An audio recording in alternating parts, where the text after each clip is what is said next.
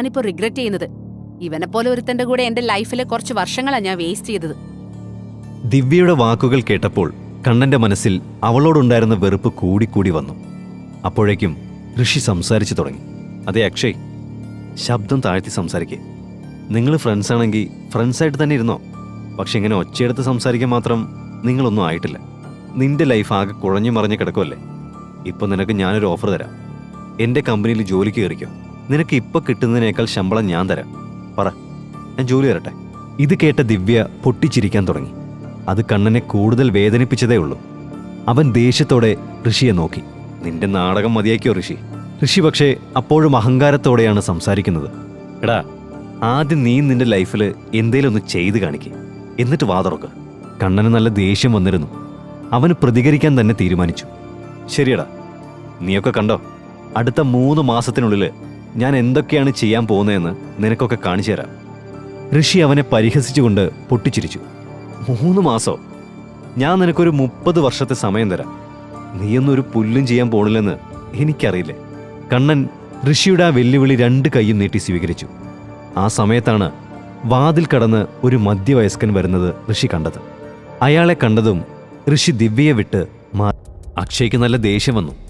എൻ്റെ പൊന്നു കണ്ണ, ഇവള് നിന്റെ ലൈഫിൽ നിന്ന് പോയത് എന്തായാലും നന്നായടാ. ഈ പെണ്ണ് നിന്റെ ജീവിതം കുളം തോണ്ടിയനെ. എങ്ങാനും നിനക്ക് പിള്ളേരുണ്ടായ ആരെല്ലാം കുറച്ച് കാശ് തരാമെന്ന് പറഞ്ഞാൽ അവൾ ആ പിള്ളേരും കൂടെ വിൽക്കും. അത്രയ്ക്ക് നാണം കെട്ടവളാ.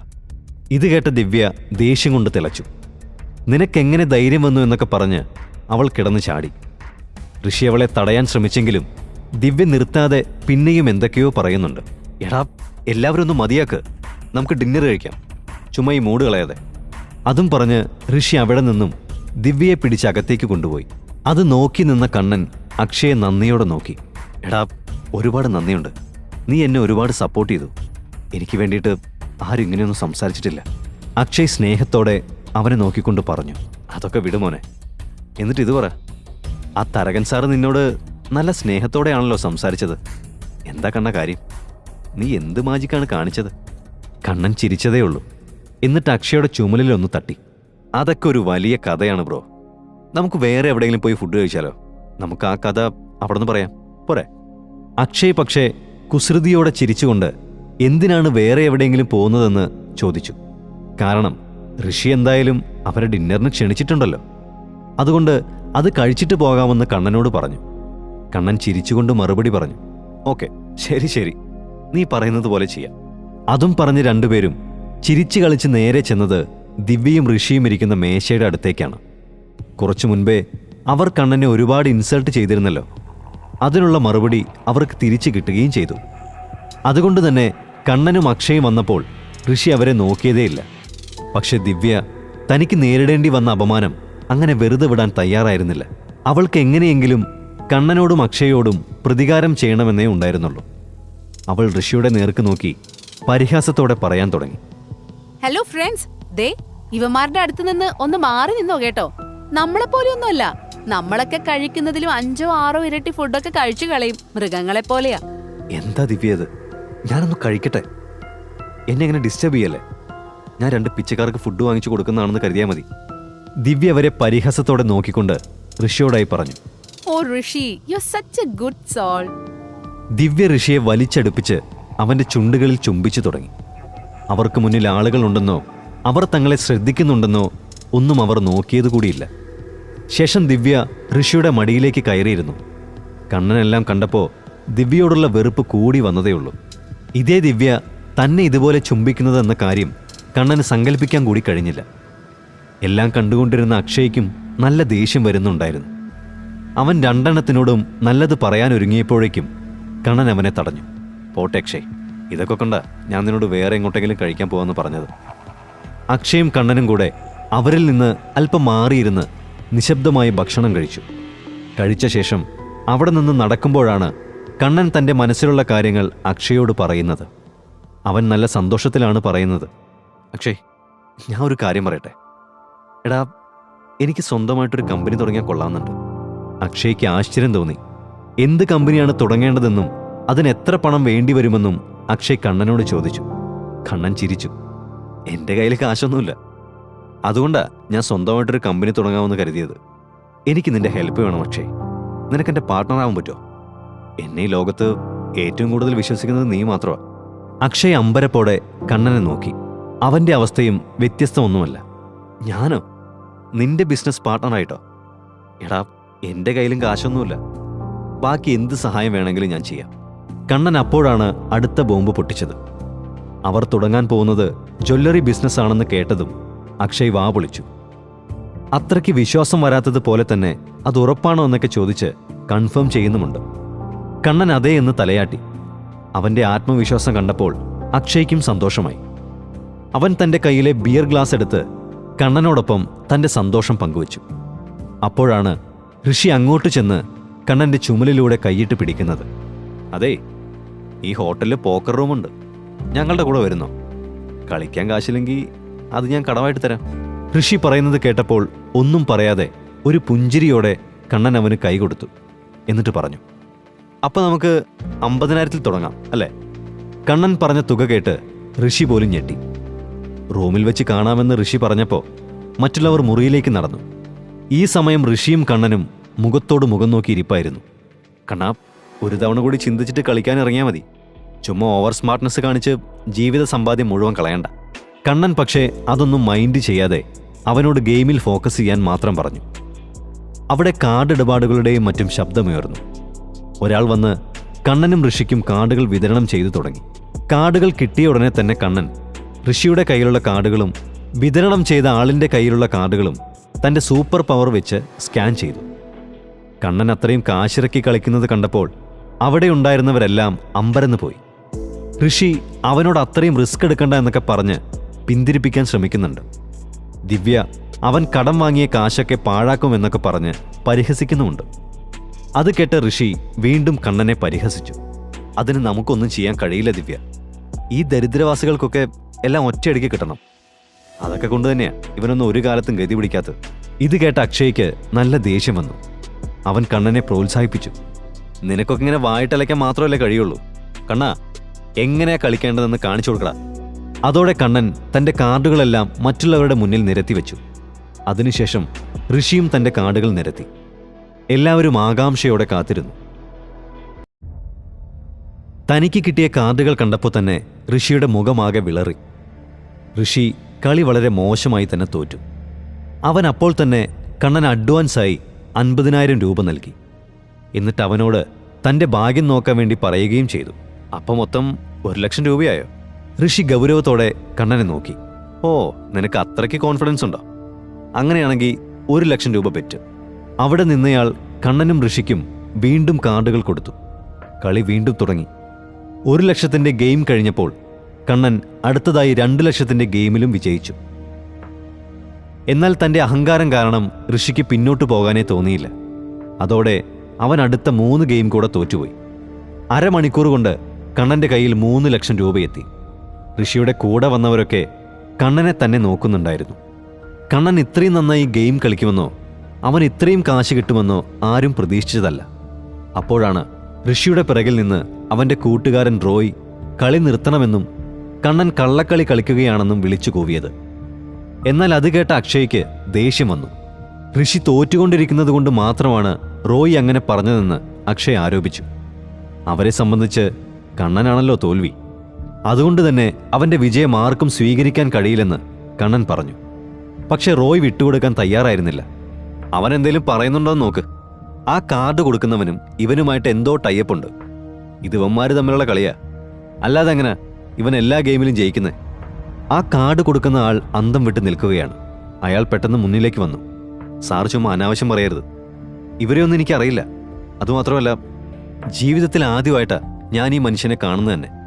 റോയ് പക്ഷേ അയാളെ കേൾക്കാൻ പോലും തയ്യാറാവാതെ വീണ്ടും പറയാൻ തുടങ്ങി. അത് നിങ്ങൾ പറയുന്നത് അതങ്ങനെ ഞങ്ങൾക്ക് വിശ്വസിക്കാൻ പറ്റുമോ? നിങ്ങൾ രണ്ടും കള്ളന്മാരാ, മറ്റുള്ളവരെ പറ്റിക്കാൻ ഇറങ്ങിയ കള്ളന്മാർ. ഋഷിക്ക് പക്ഷേ അതൊരു പിടിവള്ളിയായിരുന്നു. തൻ്റെ തോൽവി മറയ്ക്കാൻ വേണ്ടി കിട്ടിയ ചാൻസ് ആയതുകൊണ്ട് തന്നെ അവൻ അതിൽ പിടിച്ച് കയറാൻ തീരുമാനിച്ചു. കണ്ണാ, അപ്പം നീ എന്നെ ചതിക്കായിരുന്നോ? എന്നോട് കളിക്കാൻ നിൽക്കരുത്. നിനക്കറിയില്ല അതിൻ്റെ ആഫ്റ്റർ എഫക്റ്റ് എന്താവുമെന്ന്. ഞാൻ നിന്നെ ചതിച്ചതിന് എന്തെങ്കിലും തെളിവുണ്ടോ ഋഷി? തോറ്റു കഴിയുമ്പോൾ എല്ലാ അവന്മാർക്കും ഉള്ളതാ ജയിച്ച ആളിൻ്റെ മേലെ കുറ്റം ചാരി വെക്കുന്നത്. വെറുതെ കിടന്ന് കരയാതെ. ഋഷിക്ക് ആകെ ദേഷ്യം വന്നു തുടങ്ങി. തോറ്റതിൻ്റെ കൂടെ കണ്ണൻ്റെ വാക്കുകൾ കൂടിയായപ്പോൾ അവൻ്റെ നിയന്ത്രണം വിട്ടു. ആർക്കടാ എൻ്റെ അടുത്തുനിന്ന് തെളിവ് വേണ്ടത്? ഫ്രണ്ട്സ്, ഇവന്മാരെ പിടിക്കേ, 2 കിട്ടുമ്പോൾ പഠിച്ചോളൂ. ഋഷി പറയുന്നത് കേട്ട് മുന്നോട്ട് വന്നവന്മാരുടെ മുന്നിലേക്ക് കണ്ണൻ കയറി നിന്നു. ഏതവനാണെങ്കിലും ഒരടി മുന്നോട്ട് വെച്ചാൽ നിൻ്റെയൊക്കെ പണിക്കുറ്റം തീർക്കും ഞാൻ. പറഞ്ഞില്ലെന്ന് വേണ്ട. തൻ്റെ ഭാഗത്തു നിന്ന് സപ്പോർട്ട് ചെയ്ത് സംസാരിക്കാൻ ആരും ഉണ്ടാകില്ലെന്ന് കണ്ണന് നന്നായി അറിയാമായിരുന്നു. കണ്ണൻ തൻ്റെ കാലുയർത്തി തൻ്റെ നേർക്ക് വന്ന റോയിയുടെ നെഞ്ചിൽ തന്നെ ആഞ്ഞൊരു ചവിട്ട് കൊടുത്തു.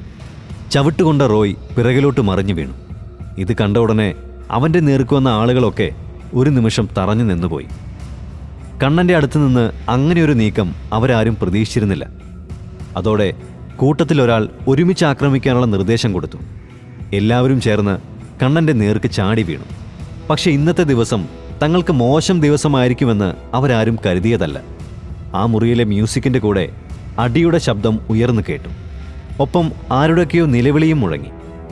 2 മിനിറ്റിനുള്ളിൽ കണ്ണൻ എല്ലാത്തിനെയും ഇടിച്ച് പരിപ്പെടുത്തു.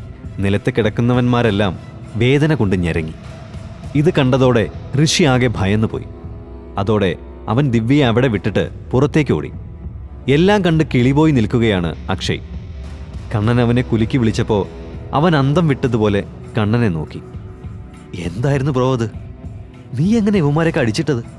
കണ്ണൻ 2 കൈയും തുടച്ച് അക്ഷയെ നോക്കി ഒന്ന് ചിരിച്ചു.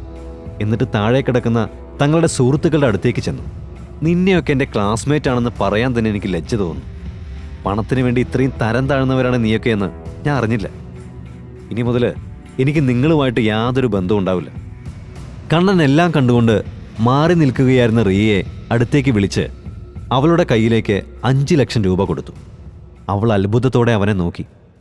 ഒരു കറുത്ത കാറിൽ കണ്ണൻ പോകുന്നതും നോക്കിക്കൊണ്ട് ഋഷി ഇരിപ്പുണ്ടായിരുന്നു. അവൻ കണ്ണനോടുള്ള ദേഷ്യം കൊണ്ട് തൻ്റെ പല്ലുകൾ കടിച്ചു.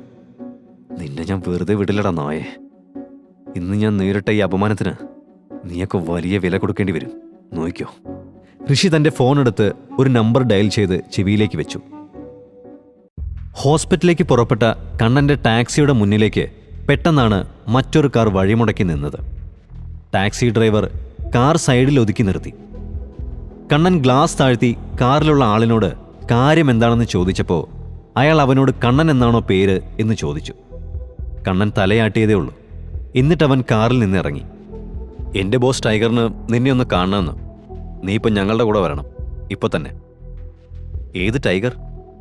എനിക്ക് ടൈഗറിനൊന്നും അറിയില്ല. നോക്കുമോനെ, നീയായിട്ട് മര്യാദയ്ക്ക് വന്ന അംഗഭംഗമില്ലാതെ ബോസിനെ കാണാം. അതല്ലെങ്കിൽ ഞങ്ങൾക്ക് നിന്നെ ബലം പ്രയോഗിച്ച് കൊണ്ടുപോകേണ്ടി വരും. അയാൾ പറയുന്നത് കേട്ട് കണ്ണൻ ആലോചിച്ച് നിൽക്കുകയാണ്. ടൈഗർ എന്ന് പേരുള്ള ഒരാളെ അവൻ അറിയില്ല. അങ്ങനെയുള്ളപ്പോൾ അയാൾ എന്തിനാണ് തന്നെ കാണാൻ ആഗ്രഹിക്കുന്നതെന്ന് അവന് മനസ്സിലായതേയില്ല. അവൻ ടാക്സിക്കാരന് കാശ് കൊടുത്ത് അവരുടെ കാറിലേക്ക് കയറിയിരുന്നു. അല്പസമയം കൊണ്ട് തന്നെ അവർ കണ്ണനെയും കൊണ്ട് കോഴിക്കോട് ടൗണിലെ തന്നെ ഒരു പോഷ് ഏരിയയിലേക്കാണ് പോയത്. അവരുടെ ബിൽഡപ്പ് കണ്ടപ്പോൾ ഈ ടൈഗർ എന്ന് പറയുന്ന ആൾ ഇങ്ങനൊരു ഏരിയയിലാണെന്ന് അവൻ കരുതിയിരുന്നില്ല. അവനെ അവർ കാറിൽ നിന്നിറക്കി ഒരു വില്ലയുടെ അകത്തേക്ക് കൊണ്ടുപോയി. അകത്തേക്ക് കയറിയ ഉടനെ തന്നെ കണ്ണൻ തൻ്റെ പവർ ഉപയോഗിച്ച് ആ വീട് മുഴുവൻ സ്കാൻ ചെയ്തു. പെട്ടെന്നാണ് അവിടെ ഒരു ശബ്ദം കേട്ടത്. ആഹാ, പെട്ടെന്ന് എത്തിയല്ലോ, അതേതായാലും നന്നായി. കണ്ണൻ നോക്കിയപ്പോൾ മുഖം നിറയെ വെട്ടുകൊണ്ട പാടുകളുമായി ഒരു കഷണ്ടിക്കാരൻ അവിടെ ഇരിക്കുന്നത് കണ്ടു. ആരെയും ഭയപ്പെടുത്തുന്നത് പോലെ ഭയാനകമായിരുന്നു അയാളുടെ ആ മുഖം. അയാളായിരിക്കും ടൈഗർ എന്ന് തോന്നിയ കണ്ണൻ അരികിലേക്ക് ചെന്നു. ക്ഷമിക്കണം, എനിക്ക് നിങ്ങളെ മനസ്സിലായില്ല. ടൈഗർ, എൻ്റെ ഈ പേര് കേട്ടാൽ പോലും ആളുകൾ ഭയക്കും. പക്ഷെ നീ കൊള്ളാം, എൻ്റെ മുന്നിൽ പേടിയില്ലാതെ നിൽക്കുന്നു. വളരെ നല്ലത്. അല്ല മോനെ, നിനക്കെന്താടാ ഇത്രയ്ക്ക് ധൈര്യം? കണ്ണൻ വെറുതെ ഒന്ന് പുഞ്ചിരിച്ചു. എന്നിട്ട് പറഞ്ഞു, നിങ്ങളെപ്പോലെ ഈ നഗരം ഭരിക്കുന്ന ഒരാളെ നേരിട്ട് കാണാൻ കഴിഞ്ഞതിൽ സന്തോഷമുണ്ട് സാർ. പക്ഷേ എന്നെക്കൊണ്ട് നിങ്ങൾക്ക് എന്ത് ഉപകാരമാണുള്ളത്? നിന്നെ തീർത്ത് കളയാൻ ഒരു ഓർഡർ കിട്ടിയിട്ടുണ്ട്. സത്യത്തിൽ ഞാനിപ്പോൾ ഈ പണിയൊന്നും ചെയ്യാറില്ല. പക്ഷേ ഇപ്പോൾ ഈ പണി എന്നെ ഏൽപ്പിച്ച ആളിനോട് എനിക്കൊരു കടപ്പാടുണ്ട്. അതുകൊണ്ട് അതെനിക്ക് എളുപ്പത്തിൽ തള്ളിക്കളയാൻ പറ്റില്ല. കണ്ണൻ്റെ നിൽപ്പും ഭാവവും കണ്ട ടൈഗറിന് സത്യത്തിൽ അവനോടൊരു മതിപ്പ് തോന്നിപ്പോയി. അയാൾ കൈയടിച്ചുകൊണ്ട് അവനോട് തൻ്റെ ഗ്യാങ്ങിൽ ചേരാൻ ആവശ്യപ്പെട്ടു. പക്ഷെ കണ്ണൻ അപ്പോഴും ശാന്തനായി തന്നെ നിന്ന് അതിനേക്കാൾ മികച്ച ഐഡിയ തൻ്റെ കയ്യിലുണ്ടെന്ന് അയാളോട് പറഞ്ഞു. അയാൾ അതെന്താണെന്ന ഭാവത്തിൽ അവനെ നോക്കി. നമുക്കൊരു ഡീല് സെറ്റ് ചെയ്യാം. സാറിൻ്റെ വയ്യാത്ത മോളില്ലേ, ആ മോളെ ഞാൻ സുഖപ്പെടുത്തി തരാം. പകരം സാർ എന്നെ ഉപദ്രവിക്കരുത്. എന്തു പറയുന്നു? ഡീൽ ഓക്കെ ആണോ? കണ്ണൻ പറയുന്നത് കേട്ട ടൈഗർ ഒന്ന് ഞെട്ടി. തൻ്റെ മകൾക്ക് സുഖമില്ലാത്ത കാര്യം കണ്ണൻ എങ്ങനെ അറിഞ്ഞു എന്ന അതിശയത്തിലായിരുന്നു ടൈഗർ. എൻ്റെ മോളെക്കുറിച്ച് നിനക്കെങ്ങനെ അറിയാം? നീ ഡോക്ടറാണോ? ഞാൻ ഡോക്ടറൊന്നുമല്ല, പക്ഷേ എനിക്ക് നിങ്ങളുടെ മോളെ രക്ഷിക്കാൻ കഴിയും. സാറിന് ഓക്കെ ആണെങ്കിൽ ഞാൻ ശ്രമിക്കാം. അപ്പോഴേക്കും കൂടെയുണ്ടായിരുന്നവരൊക്കെ അവനെ പരിഹസിച്ച് ചിരിക്കാൻ തുടങ്ങി. അതിലൊരാൾ മുന്നോട്ട് വന്നു. എൻ്റെ പൊന്നു കുഞ്ഞെ, ഇവിടുന്ന് രക്ഷപ്പെടാൻ നീ ഇങ്ങനെ കള്ളം പറയേണ്ട ആവശ്യമൊന്നുമില്ല. ഈ ലോകത്ത് ബോസ് മോളെ കാണിക്കാത്ത ഡോക്ടർമാരില്ല. ഒരാൾക്കും കുഞ്ഞിനെ സുഖപ്പെടുത്താൻ കഴിഞ്ഞിട്ടില്ല. അപ്പോഴാ നീ. ടൈഗർ അപ്പോഴും ഒന്നും മിണ്ടാതിരിക്കുകയാണ്. അയാൾ എഴുന്നേറ്റ് കണ്ണൻ്റെ അടുത്തേക്ക് ചെന്ന് ആ ഡീൽ അയാൾക്ക് ഓക്കെയാണെന്ന് പറഞ്ഞതും അവിടെയുണ്ടായിരുന്ന എല്ലാവരും ഞെട്ടി. പക്ഷേ അയാൾക്ക് ഒറ്റ ഡിമാൻഡ് മാത്രമേ ഉണ്ടായിരുന്നുള്ളൂ. കണ്ണൻ പറഞ്ഞ കാര്യം നടന്നില്ലെങ്കിൽ ടൈഗർ അവൻ്റെ കുടുംബത്തെയും വെറുതെ വിടില്ല. പക്ഷേ അയാളെ അത്ഭുതപ്പെടുത്തിക്കൊണ്ട് കണ്ണൻ ചോദിച്ചത് കുഞ്ഞിന് സുഖമായാൽ തനിക്ക് എന്ത് തരുമെന്നാണ്. കണ്ണനോട് ഒന്നും ചോദിക്കില്ല എന്നായിരുന്നു ടൈഗറിൻ്റെ മറുപടി. കണ്ണനെയും കൂട്ടി അകത്തേക്ക് പോകാനൊരുങ്ങുമ്പോഴാണ് ഒരാൾ അങ്ങോട്ട് വന്ന് ആനന്ദ് ഡോക്ടർ വന്നിട്ടുണ്ടെന്ന് പറയുന്നത്. അകത്തേക്ക് വന്ന ഡോക്ടർ കണ്ണനെ അവിടെ കണ്ട് ഞെട്ടിപ്പോയി. രണ്ടുപേരുടെയും ഭാവം കണ്ട ടൈഗറാണ് അവർ തമ്മിൽ പരിചയമുണ്ടോ എന്ന് ചോദിക്കുന്നത്. ഇവൻ എന്നോട് ചെയ്ത കാര്യത്തിന് ഈ ജന്മം ഞാനിവനോട് ക്ഷമിക്കില്ല, ഡോക്ടർ ദേഷ്യത്തോടെ പറഞ്ഞപ്പോൾ ടൈഗർ മറുപടി പറയാതെ കണ്ണനോട് കുഞ്ഞിനെ പോയി നോക്കാൻ പറഞ്ഞു. അത് കേട്ടതും ഡോക്ടർ ടൈഗറിനോട് വഴക്കിടാനൊക്കെ തുടങ്ങി. അവൻ എങ്ങനെ ഈ കുട്ടിയെ സുഖപ്പെടുത്തും? ഒരു ഡോക്ടർ പോലും അല്ലാത്ത അവൻ ചികിത്സിക്കാൻ പോകുന്നു. കഴിഞ്ഞൊരു വർഷമായില്ലേ ഞാൻ ആ കുട്ടിയെ ചികിത്സിക്കുന്നു. എന്നിട്ട് ബോധം വന്നോ അതിന്? എന്നിട്ടിപ്പോൾ ഒന്നും ശരിയായി വന്നപ്പോൾ ഈ പൊട്ടനെ ഏൽപ്പിച്ച് അതിനെ കൊല്ലാൻ നോക്കുവാണോ? അതും എന്തോ ഒരു ഡീലിന് വേണ്ടി. ആനന്ദ് പറയുന്നത് കേട്ടപ്പോൾ ടൈഗറിന് ചെറിയൊരു ഭയം തോന്നി തുടങ്ങി. ഏക മകൾക്ക് എന്തെങ്കിലും സംഭവിക്കുന്നത് ടൈഗറിന് താങ്ങാൻ കഴിയില്ല. കണ്ണൻ നേരെ അവരുടെ അടുത്തെത്തി. ഒരു രോഗിയുടെ ജീവന് വില കൽപ്പിക്കാത്ത ആളാണ് സാർ ഇയാൾ. കാശിന് വേണ്ടി എൻ്റെ അപ്പൂപ്പനെ കൊല്ലാൻ നോക്കിയവന്. പണത്തിന് വേണ്ടിയാണ് ആ കുട്ടിയെ ഇയാൾ ചികിത്സിക്കുന്നത്. കുറച്ചു കാലത്തേക്കുള്ള ചികിത്സ നീട്ടിക്കൊണ്ടുപോയാൽ ഇയാൾക്ക് പിന്നെ നല്ല ഫീസ് മേടിക്കാലോ. ആനന്ദ് ഞെട്ടിപ്പോയി. തൻ്റെ കാര്യങ്ങളെല്ലാം കണ്ണൻ പൊളിച്ചു കഴിഞ്ഞു. ടൈഗർ അയാളെ നോക്കി അവനെ ഇങ്ങോട്ട് വിട്ട് തന്നേക്കെന്നും ഇനി കണ്ണൻ ഒരിക്കലും അവൻ്റെ മുഖം കാണേണ്ടി വരില്ലെന്നും വാക്ക് നൽകി. എന്നാൽ അയാളെ വെറുതെ വിട്ടേക്കാനും ഇനി പണത്തിന് വേണ്ടി ആരുടെയും ജീവൻ വെച്ച് കളിക്കില്ലെന്ന് വാക്ക് മേടിക്കാനുമാണ് കണ്ണൻ പറഞ്ഞത്. ആനന്ദേ, ഇന്ന് നീ രക്ഷപ്പെട്ടു. പക്ഷേ ഇന്നു മുതൽ നീ എൻ്റെ നിരീക്ഷണത്തിലായിരിക്കും. ഇനി എന്തെങ്കിലും തട്ടിപ്പ് നടത്താൻ ഒരുങ്ങുന്നതിന് മുന്നേ ഓർത്തോ നീ. ആനന്ദ് കിട്ടിയ ജീവനും കൊണ്ട് നന്ദിയും പറഞ്ഞ് അവിടുന്ന് ഓടി രക്ഷപ്പെട്ടു. ടൈഗറിന് കണ്ണൻ്റെ ആ നല്ല വ്യക്തിത്വത്തോട് ബഹുമാനം തോന്നി. പക്ഷെ അവൻ അപ്പോഴും അവർക്ക് കിട്ടിയ കൊട്ടേഷൻ ഓർത്ത് ആശങ്കയുണ്ടായിരുന്നു. ആ ഡീലൊക്കെ പോട്ടെ മോനെ, നീ എൻ്റെ മോളുടെ കാര്യം നോക്കിക്കോ. അതിൽ നീ വിജയിച്ച പിന്നെ ഒരുത്തിനും നിന്റെ മുടിനാരിൽ പോലും തൊടില്ല. ഋഷിയുടെ അച്ഛൻ നിന്നെ കൊല്ലാനൊന്നും എന്നോട് പറഞ്ഞിട്ടില്ല. അദ്ദേഹത്തോട് എനിക്കൊരു കടപ്പാടുണ്ട്. ഋഷിയെക്കുറിച്ചുള്ള കണ്ണൻ്റെ ആശങ്കയും അയാൾ തന്നെ തുടച്ചു നീക്കി. വിഷമിക്കേണ്ടെന്ന് ടൈഗർ ഉറപ്പ് നൽകിയതോടെ കണ്ണൻ ആശ്വാസമായി. കണ്ണൻ അവരോട് ആക്യുപഞ്ചർ ചെയ്യാനുള്ള സൂചികൾ കൊണ്ടുവരാനായി ആവശ്യപ്പെട്ടു. നിമിഷനേരം കൊണ്ട് അവൻ ആവശ്യപ്പെട്ട എല്ലാം അവിടെ എത്തി. കണ്ണൻ തൻ്റെ സൂപ്പർ പവർ ഉപയോഗിച്ച് ആ പെൺകുട്ടിയുടെ ദേഹത്ത് ഓരോ സൂചിയായി കുത്തിവെച്ചു. ഒരു യന്ത്രമനുഷ്യനെ പോലെ അതിവേഗം ജോലി ചെയ്യുന്ന കണ്ണനെ ടൈഗർ അത്ഭുതത്തോടെ നോക്കി. ജോലി തീർന്ന ശേഷം അവൻ ആ സൂചികളെല്ലാം ഊരിയെടുത്തു. ആ കുട്ടിയുടെ മുഖത്തു നിന്നും അവൾ അനുഭവിക്കുന്ന ആശ്വാസം അറിയാമായിരുന്നു. ആൻറ്റിബയോട്ടിക്കുകളുടെ ഉപയോഗം കാരണം അവളുടെ സ്ഥിതി വഷളായിരുന്നു. തുടർ ചികിത്സ വേണമെന്ന് കണ്ണൻ അയാളോട് പറഞ്ഞു. ടൈഗറിന് മകൾക്ക് സുഖമാകണമെന്നേ ഉള്ളൂ. കണ്ണൻ അപ്പൂപ്പനെ കാണണമെന്ന് പറഞ്ഞ് യാത്ര പറഞ്ഞിറങ്ങുന്ന സമയം ടൈഗറിൻ്റെ ആളുകളെല്ലാം അയാൾ കണ്ണനോട് കാണിക്കുന്ന ബഹുമാനം കണ്ട് കിളി പോയി നിൽക്കുകയാണ്. ഇറങ്ങുന്ന സമയത്താണ് ടൈഗർ കണ്ണൻ്റെ കയ്യിലേക്ക് ഒരു കാർഡ് കൊടുക്കുന്നത്. ഇതെൻ്റെ ബ്ലാക്ക് കാർഡാണ്. എത്ര വേണമെങ്കിലും നിനക്ക് ചിലവാക്കാം, അതിനൊരു പരിധിയുമില്ല. പക്ഷെ കണ്ണൻ സ്നേഹത്തോടെ അത് നിരസിച്ചു. ടൈഗർ വീണ്ടും നിർബന്ധിച്ചെങ്കിലും കണ്ണൻ അത് സ്വീകരിച്ചില്ല. എനിക്ക് നിങ്ങളുടെ അത്രയും പ്രായമൊന്നുമില്ല, പക്ഷെ നിങ്ങൾ എന്നെ ഒരു ഫ്രണ്ടായിട്ടാണ് കണ്ടത്. ഇത് ഞാൻ വാങ്ങിച്ച ആ ഫ്രണ്ട്ഷിപ്പ് ഒരു ബിസിനസ്സായി മാറും. ടൈഗറിന് മനസ്സ് നിറഞ്ഞു. അയാൾ തൻ്റെ കാറിൽ തന്നെ കണ്ണനെ ഹോസ്പിറ്റലിലേക്ക് വിട്ടു. അപ്പോഴേക്കും ദീപികയുടെ കോൾ അവൻ്റെ ഫോണിലേക്ക് വന്നിരുന്നു. കണ്ണൻ കോൾ എടുത്ത് ദീപികയെ വിഷ് ചെയ്തു. സോറി കണ്ണ, ഞാൻ രാവിലെ തന്നെ നിങ്ങളെ ഡിസ്റ്റർബ് ചെയ്തല്ലേ. എനിക്ക് തന്റെ ഒരു സഹായം വേണം. തനിക്ക് എന്റെ കാമുകനായിട്ട് ഒന്ന് അഭിനയിക്കാമോ? കണ്ണൻ ഒന്ന് അമ്പരന്ന് പോയി. പിന്നെ പൊട്ടിച്ചിരിച്ചു. ദീപികയ്ക്ക് വേണ്ടി കാമുകനായിട്ട് അഭിനയിക്കാൻ മാത്രമല്ല, ജീവിക്കാൻ ഞാൻ തയ്യാറാണ് കേട്ടോ. എന്താ കാര്യം? എടോ, വീട്ടില് കല്യാണത്തിന് നല്ല പ്രഷറുണ്ട്. അവര് ഒരു പെണ്ണ് കാണലൊക്കെ സെറ്റ് ചെയ്ത് വെച്ചേക്കുക. താനാണെങ്കിൽ എല്ലാവരോടും നല്ല കോൺഫിഡന്റ് ആയിട്ടാ ഇടപെടുന്നതൊക്കെ. അപ്പൊ പിന്നെ ഞാൻ കരുതി തന്നെ എന്റെ കാമുകനായിട്ട് അഭിനയിപ്പിച്ച് ആ വരുന്നവനെ ഓടിച്ചു വിട്ടൂടാ എന്ന്. ശരി. അല്ല, ശരിക്കും ഞാൻ എന്താ ചെയ്യണത്? ഞാൻ തനിക്ക് ഹോട്ടലിന്റെ അഡ്രസ് അയച്ചിട്ടേക്കാം. ഇയാള് കൃത്യസമയത്ത് അങ്ങോട്ട് എത്തിയാ മതി. കണ്ണൻ അത് സമ്മതിച്ച് കോള് കട്ട് ചെയ്തു. കണ്ണൻ അവിടുന്ന് നേരെ വീട്ടിലേക്ക് പോയി കുളിച്ച് അലമാരയിൽ നിന്ന് നല്ലൊരു ഡ്രസ്സ് സെലക്ട് ചെയ്ത ശേഷം ഒരുങ്ങി ദീപിക പറഞ്ഞ അഡ്രസ്സിലേക്ക് പോവാനിറങ്ങി. അവിടെ എത്തി മുകൾ നിലയിലേക്ക് പോയപ്പോൾ അത് VIP ഏരിയ ആണെന്ന് കണ്ടു. അവിടെയുള്ള വെയിറ്റർ പോലും കണ്ണനേക്കാൾ നന്നായി ഡ്രസ്സ് ചെയ്തിട്ടുണ്ട്. അപ്പോഴേക്കും കണ്ണൻ ദീപികയെ കണ്ടിരുന്നു. അവനൊരു കുസൃതിയോടെ അവളുടെ അടുത്തേക്ക് ചെന്നു. അവൾക്കരികിൽ ഒരു യുവാവ് കൂടി ഇരിക്കുന്നുണ്ട്. ഏയ് ദീപിക ഡാർലിംഗ്, ഞാനിത് എത്തിക്കഴിഞ്ഞു. So sweet. നീ ഇത് എവിടെയായിരുന്നു? ഞാൻ നിന്നെ എത്രമാത്രം മിസ് ചെയ്തെന്നറിയോ? ഓ, ഞാൻ മറന്നു. രാഹുൽ, ഇതാണ് കണ്ണൻ, എന്റെ ബോയ്ഫ്രണ്ട്. കണ്ണ, ഇതാ രാഹുൽ. കണ്ണനെ നോക്കിയ രാഹുലിന്റെ കണ്ണുകളിൽ പുച്ഛഭാവമായിരുന്നു. അവന്റെ ലുക്കിൽ തന്നെ രാഹുൽ അവനെ വിലയിരുത്തി കളഞ്ഞു. അവൻ പരിഹാസത്തോടെയാണ് സംസാരിച്ചു തുടങ്ങിയത്. ഈ സ്റ്റാൻഡേർഡൊക്കെ തന്റെ ഇഷ്ടമാണ് കേട്ടോ ദീപിക. അതിലൊന്നും അഭിപ്രായം പറയാൻ ഞാൻ ആളല്ല.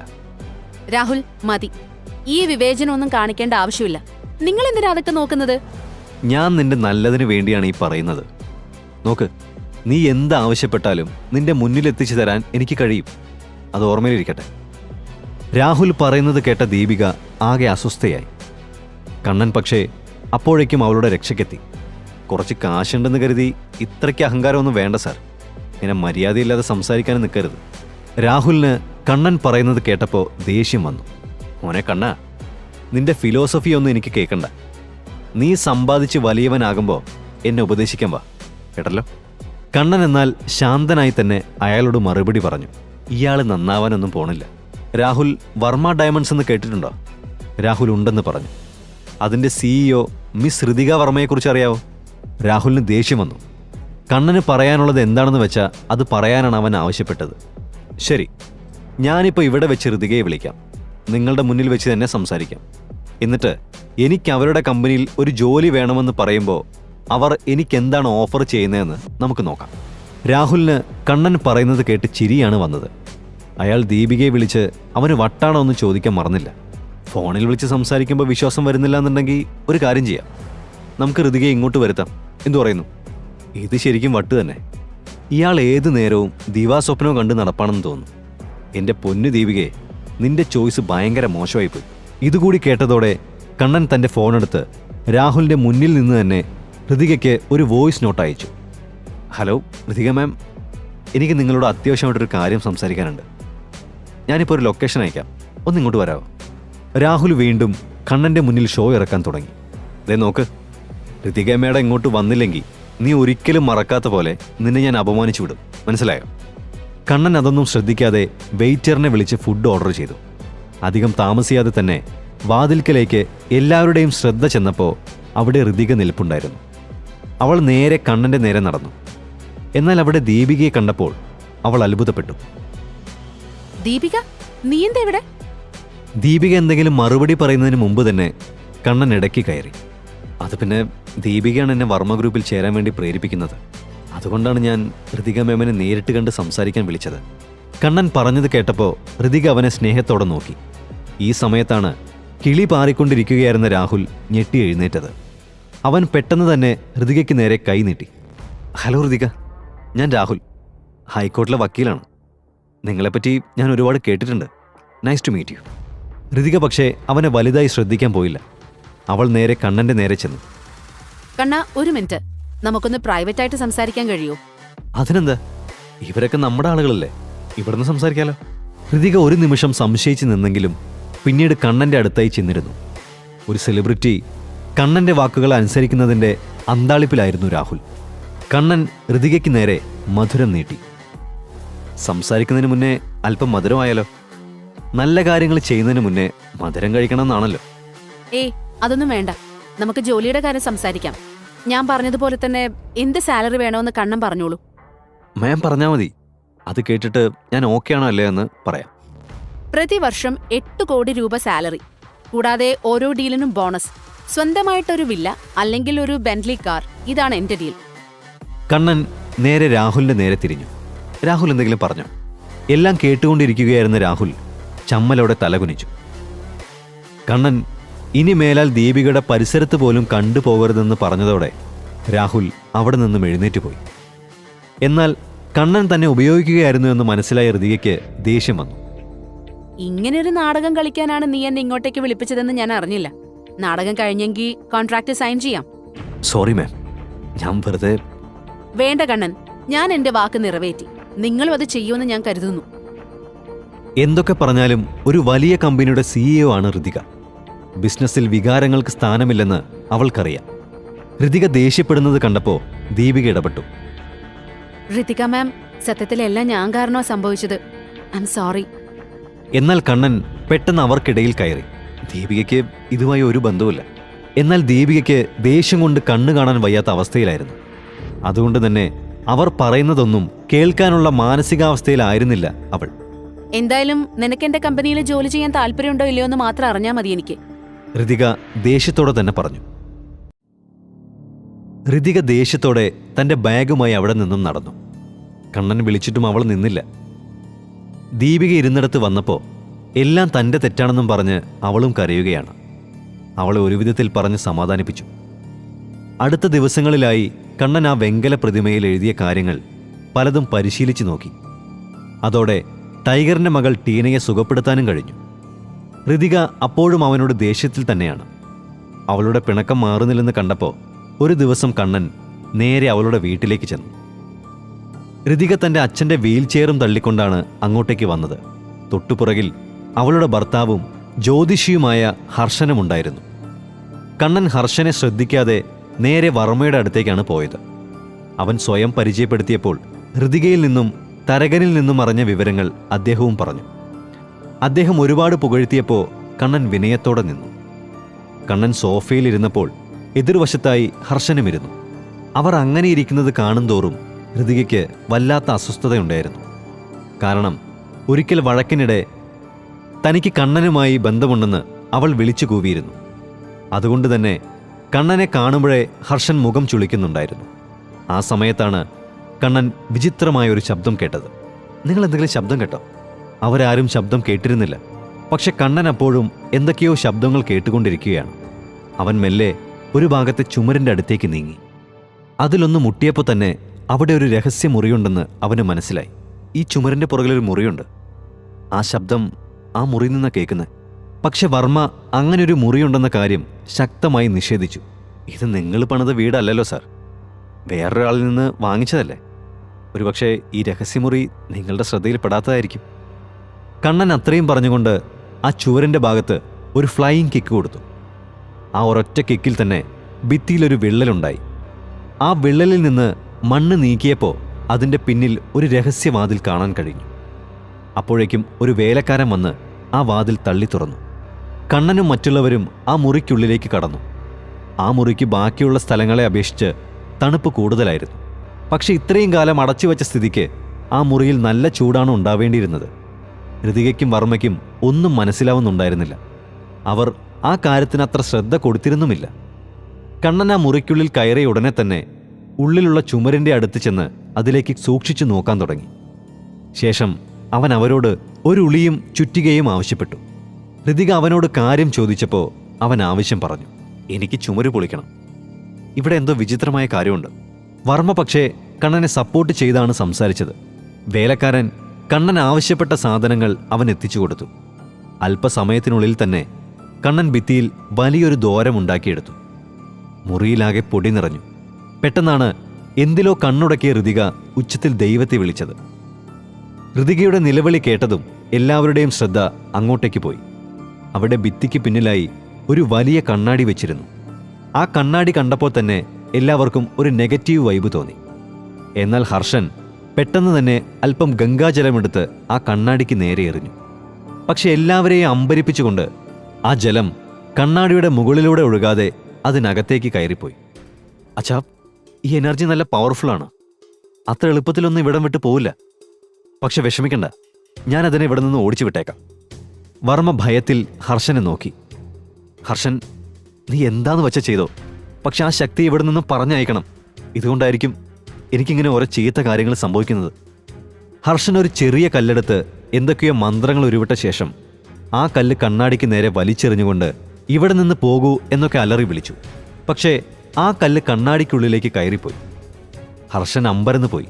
തൻ്റെ ജ്യോതിഷ പരിജ്ഞാനമൊന്നും ആ എനർജിയെ ഒന്ന് തൊടുന്നതുകൂടിയില്ല.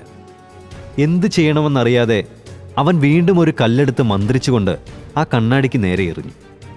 എന്നാൽ ഇത്തവണ ആ കല്ല് അകത്തേക്ക് പോവാതെ കണ്ണാടിയിൽ തട്ടിയ ശേഷം നേരെ ഹർഷന്റെ തന്നെ തലയിൽ വന്നു കൊണ്ടു.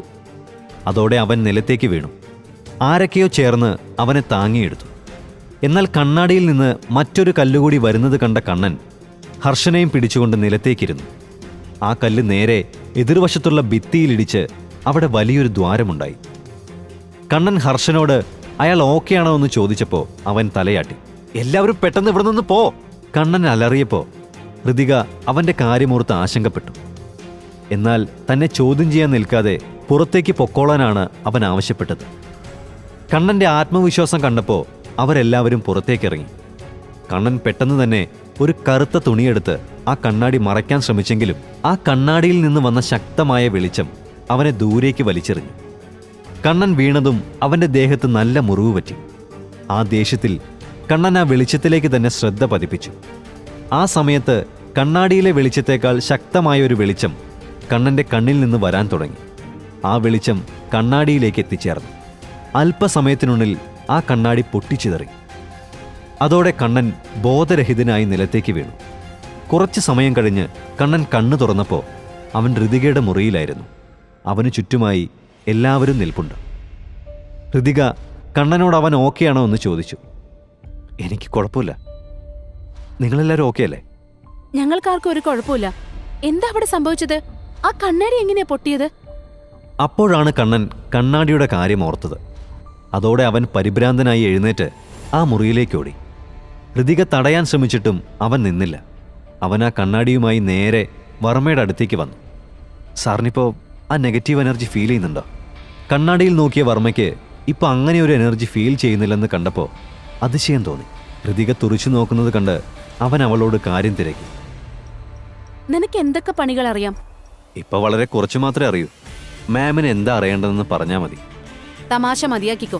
എന്നിങ്ങനെ ബുദ്ധിമുട്ടിക്കുന്ന പരിപാടി പറ. നിന്റെ കയ്യിൽ ഇനി എന്തൊക്കെ സൂത്രങ്ങളുണ്ട്? അപ്പോഴേക്കും വർമ്മ മുന്നോട്ട് വന്ന് കണ്ണൻ അതിഥിയാണ്, അവനെ അപമാനിക്കരുതെന്ന് പറഞ്ഞ് രക്ഷപ്പെടുത്തി. അച്ഛനെ അനുസരിക്കുകയല്ലാതെ അവളുടെ മുന്നിൽ മറ്റു വഴികളും ഒന്നും ഉണ്ടായിരുന്നില്ല. അവൾ അവിടെ നിന്നും പോയി. വർമ്മ കണ്ണനോട് സംസാരിക്കാനുണ്ടെന്ന് പറഞ്ഞ് അവിടെ പിടിച്ചിരുത്തി. കണ്ണ, നീ എന്താ കരുതിയത്? നിന്റെ ശക്തികളെപ്പറ്റി ഞാൻ മനസ്സിലാക്കില്ലെന്നോ? ഇനി പറയ്, എന്തൊക്കെയാണ് നിന്റെ ഉള്ളിലുള്ള ശക്തികളെന്ന്? കണ്ണന്റെ പ്രതീക്ഷകൾക്കും അപ്പുറത്തായിരുന്നു വർമ്മയുടെ ആ ചോദ്യം. തൻ്റെ ഉള്ളിലുള്ള ശക്തിയെക്കുറിച്ച് ആരും ഒന്നും കണ്ടെത്തില്ലെന്നായിരുന്നു കണ്ണൻ കരുതിയിരുന്നത്. കണ്ണൻ ഇനി എന്തു ചെയ്യും? കണ്ണന്റെ ശക്തികൾ വർമ്മ മനസ്സിലാക്കി ഇനി അങ്ങോട്ട് അവനെ മുതലെടുക്കാൻ ശ്രമിക്കുമോ? കൂടുതൽ അറിയാനായി അടുത്ത എപ്പിസോഡിന് വേണ്ടി കാത്തിരിക്കും. വർമ്മയുടെ മുന്നിലിരിക്കുകയായിരുന്ന കണ്ണൻ തൻ്റെ പവറിനെക്കുറിച്ച് വർമ്മ എങ്ങനെ അറിഞ്ഞു, അദ്ദേഹത്തോട് എന്ത് മറുപടി പറയണം എന്നൊക്കെയുള്ള ചിന്തകളിലായിരുന്നു. കാരണം തൻ്റെ ഈ ശക്തിയെക്കുറിച്ച് മറ്റൊരാൾ അറിയുന്നത് അവന് താല്പര്യമില്ലാത്ത കേസായിരുന്നു. സാർ എന്തൊക്കെയായി പറയുന്നേ? എനിക്ക് എന്ത് ശക്തി ഉണ്ടാവാനാ?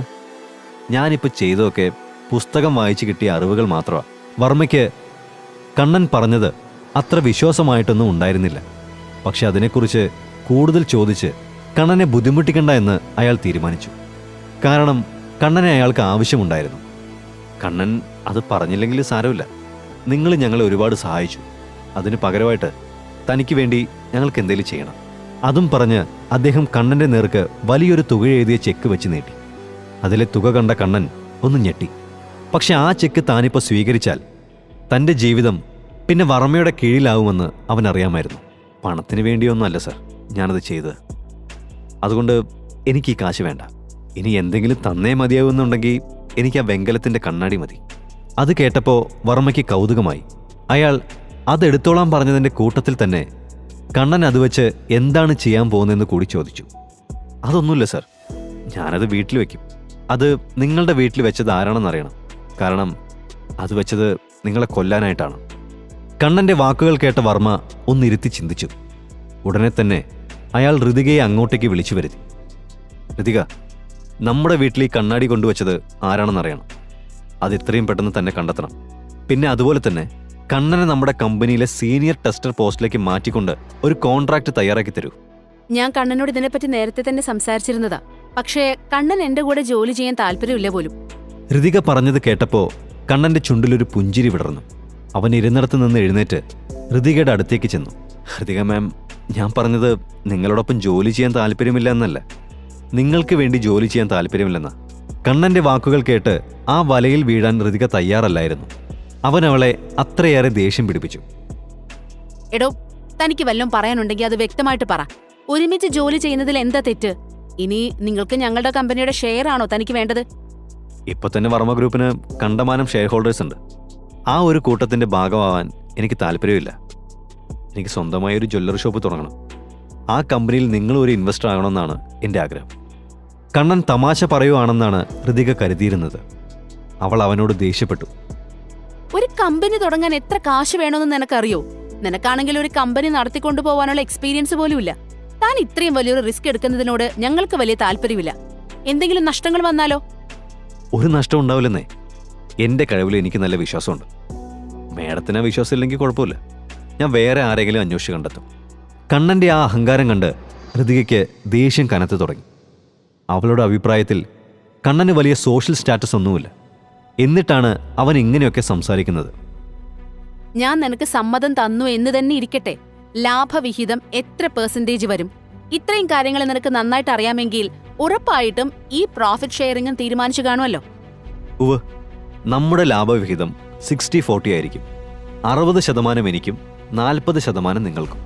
കണ്ണൻ മണ്ടത്തരമാണ് പറയുന്നതെന്ന് പൂർണ്ണമായും ഋതിക്ക് മനസ്സിലായിരുന്നു. ഒരിടപാടും ഇതുവരെ നടന്നിട്ടില്ല. അപ്പൊ പിന്നെ ഇവൻ തമാശ പറഞ്ഞതാവുമെന്ന് അവൾ ചിന്തിച്ചു. നിന്റെ തമാശ നിർത്തിക്കോ കണ്ണ. എനിക്കറിയാം നിനക്ക് ഒരിടപാട് നടത്തണ്ടെന്ന്. മുഴുവൻ പണവും നിക്ഷേപിച്ചാലും ഞങ്ങൾക്ക് 40% മാത്രമേ പറ്റുള്ളൂ. ഒന്നും ചെയ്യാതിരുന്നാലും നിങ്ങൾക്ക് 60% ലഭിക്കുമല്ലോ. ഈ കരാർ എന്നെ കൊണ്ട് പറ്റില്ല. അവർ പറയുന്നത് കേട്ട് കണ്ണൻ ഒന്ന് പുഞ്ചിരിച്ചു. എന്നിട്ട് അവരോട് യാത്ര പറഞ്ഞിറങ്ങാൻ തുടങ്ങി. ഇത് കണ്ട വർമ്മ ഋതികയെ നോക്കി. ഇടപാട് പൂർത്തിയാക്കാൻ കണ്ണുകൊണ്ട് അവളോട് ആവശ്യപ്പെട്ടു. എന്നാൽ ഋതികയ്ക്ക് ഇതൊന്നും ഇഷ്ടപ്പെട്ടില്ല. പക്ഷെ അച്ഛൻ്റെ വാക്കുകൾ തട്ടിക്കളയാൻ പറ്റാത്തതുകൊണ്ട് അവൾ കരാർ ഓക്കെയാണെന്ന് കണ്ണനോട് വിളിച്ചു പറഞ്ഞു. ഋതികയുടെ ശബ്ദം കേട്ട് വാതിൽക്കൽ വരെ എത്തിയ കണ്ണൻ അവിടെ ഒന്ന് നിന്ന് ഇരുവരുടെയും നേരെ തിരിഞ്ഞൊന്ന് പുഞ്ചിരിച്ചു. ശേഷം ടാക്സി പിടിച്ച് അവിടെ നിന്ന് പോയി. പോകുന്ന വഴിയിൽ തൻ്റെ പുതിയ കമ്പനിയെക്കുറിച്ച് സ്വപ്നം കണ്ടുകൊണ്ടേയിരിക്കുമ്പോഴാണ് താൻ സഞ്ചരിക്കുന്ന ടാക്സിക്ക് ചുറ്റും 2-3 വാഹനങ്ങൾ ഓടുന്നത് കണ്ണൻ ശ്രദ്ധിച്ചത്. അതിലിരിക്കുന്ന കാഴ്ചയിൽ ഗുണ്ടകളെപ്പോലെ തോന്നിക്കുന്ന ആളുകൾ അവനെ നോക്കുന്നുണ്ട്. അപ്പോൾ ആ കാറിലിരുന്ന ഒരാൾ കണ്ണന് നേരെ ഒരു ആംഗ്യം കാണിച്ച് അവൻ്റെ ടാക്സിക്ക് മുന്നിൽ കാർ കൊണ്ടുവന്ന് വട്ടം വെച്ചു. എന്തിനാണ് അവർ തന്നെ പിന്തുടരുന്നതെന്ന് അപ്പോഴേക്കും കണ്ണന് മനസ്സിലായിരുന്നു. അവൻ വേഗം മൊബൈലെടുത്ത് ഒരു നമ്പർ ഡയൽ ചെയ്തു. ടൈഗർ സാർ, ബീച്ച് റോഡിൽ വെച്ച് ചിലർ എന്നെ വളഞ്ഞു. നിങ്ങളൊന്ന് ഇങ്ങോട്ടേക്ക് വരാമോ? ഞാൻ ലൊക്കേഷൻ അയക്കാം. ശരി കണ്ണ, അവന്മാരൊന്നും ഇന്ന് നേരെ ചൊവ്വെ കുടുംബത്ത് കയറില്ല, ഞാനാ പറയുന്നത്. വാഹനങ്ങളിൽ നിന്ന് ആളുകൾ ഇറങ്ങി തൻ്റെ നേരെ വരാൻ തുടങ്ങിയത് കണ്ട് കണ്ണൻ കോൾ അവസാനിപ്പിച്ചു. എല്ലാവരുടെയും കയ്യിൽ ഇരുമ്പ് വടിയുണ്ടായിരുന്നു. കണ്ണൻ എന്തെങ്കിലും ആലോചിക്കും മുമ്പേ ഒരു ഗുണ്ട ടാക്സിക്ക് സമീപം വന്ന് ഡ്രൈവറുടെ വിൻഡോ ഗ്ലാസിൽ തൻ്റെ വടി കൊണ്ട് ആഞ്ഞടിച്ചു. കണ്ണാടി തകർന്നു വീണു. അയാളെ ഭീഷണിപ്പെടുത്തിയതോടെ ഡ്രൈവർ ഇറങ്ങിയോടി. ശേഷം അയാൾ കണ്ണനെ ഭീഷണിപ്പെടുത്തി വണ്ടിയിൽ കയറ്റാൻ ശ്രമിച്ചു. അപ്പോഴേക്കും ബാക്കിയുള്ള ഗുണ്ടകൾ ആ കാറിന് ചുറ്റും വളഞ്ഞു. ഇത് കണ്ടതും കണ്ണൻ കാറിൽ നിന്ന് പുറത്തേക്കിറങ്ങി. നിങ്ങളെ ആരെ ഇങ്ങോട്ടേക്ക് അയച്ചത്? എന്താ നിങ്ങൾക്ക് വേണ്ടത്? അവരെ അയച്ചത് ആരാണെന്നറിയാൻ കണ്ണൻ ആകാംക്ഷ തോന്നി. അത് ഋഷിയാണോ മേനോനാണോ എന്നൊന്ന് അറിഞ്ഞാൽ മതി. ഈ കോഴിക്കോട് ടൗണിൽ നിനക്ക് എത്ര ശത്രുക്കളുണ്ട്? അവരിലൊരാളാ എന്നെ അയച്ചത്. ഇതോടെ നിന്റെ കാര്യത്തിലൊരു തീരുമാനമാവും. ആ ഗുണ്ടയുടെ വാക്കുകൾ കേട്ട് അവിടെ നിന്നിരുന്ന അവൻ്റെ കൂട്ടുകാരൊക്കെ ഉറക്കെ ചിരിക്കാൻ തുടങ്ങി. എന്നാൽ അവരുടെ ചിരിയും ഭീഷണിയും വകവയ്ക്കാതെ കണ്ണൻ നിശബ്ദനായി നിന്നു. ഇത് കണ്ട ഗുണ്ട പെട്ടെന്ന് ഗൗരവത്തിലായി. ഗുണ്ടകൾ അപ്പോഴേക്കും കണ്ണനെ ചുറ്റി വളഞ്ഞിരുന്നു. കണ്ണൻ അവനോട് മുട്ടാൻ വന്ന ഗുണ്ടയുടെ അടുത്തേക്ക് ചെന്നു. ചേട്ടന് പറയാനുള്ളതൊക്കെ പറഞ്ഞു കഴിഞ്ഞല്ലോ, എന്നാൽ പിന്നെ പതുക്കെ സ്കൂട്ടയക്കോ, അല്ലെങ്കിൽ പിന്നെ മമ്മൂക്ക പറഞ്ഞതുപോലെ എല്ലിൻ്റെ എണ്ണം കൂടും, പല്ലിൻ്റെ എണ്ണം കുറയും. അപ്പം പിന്നെ ഈ മോന്തായ നല്ല വൃത്തിയോടെ ആയിരിക്കും കാണാൻ. കണ്ണൻ പറഞ്ഞത് കേട്ട ആ ഗുണ്ടയുടെ കണ്ണുകൾ ദേഷ്യം കൊണ്ട് ചുവന്നു. നീ എന്നെ ഭീഷണിപ്പെടുത്താറായടാ ചീളി ചെക്ക, പിള്ളേരെ ഏറി മേടാ.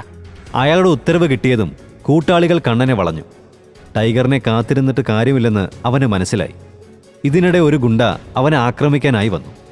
എന്നാൽ തൻ്റെ നേരെ വന്ന ആ കൈ പിടിച്ചെടുത്ത് ആ ഗുണ്ടയുടെ അടിവയറ് നോക്കി ഒറ്റ ഇടിയായിരുന്നു കണ്ണൻ.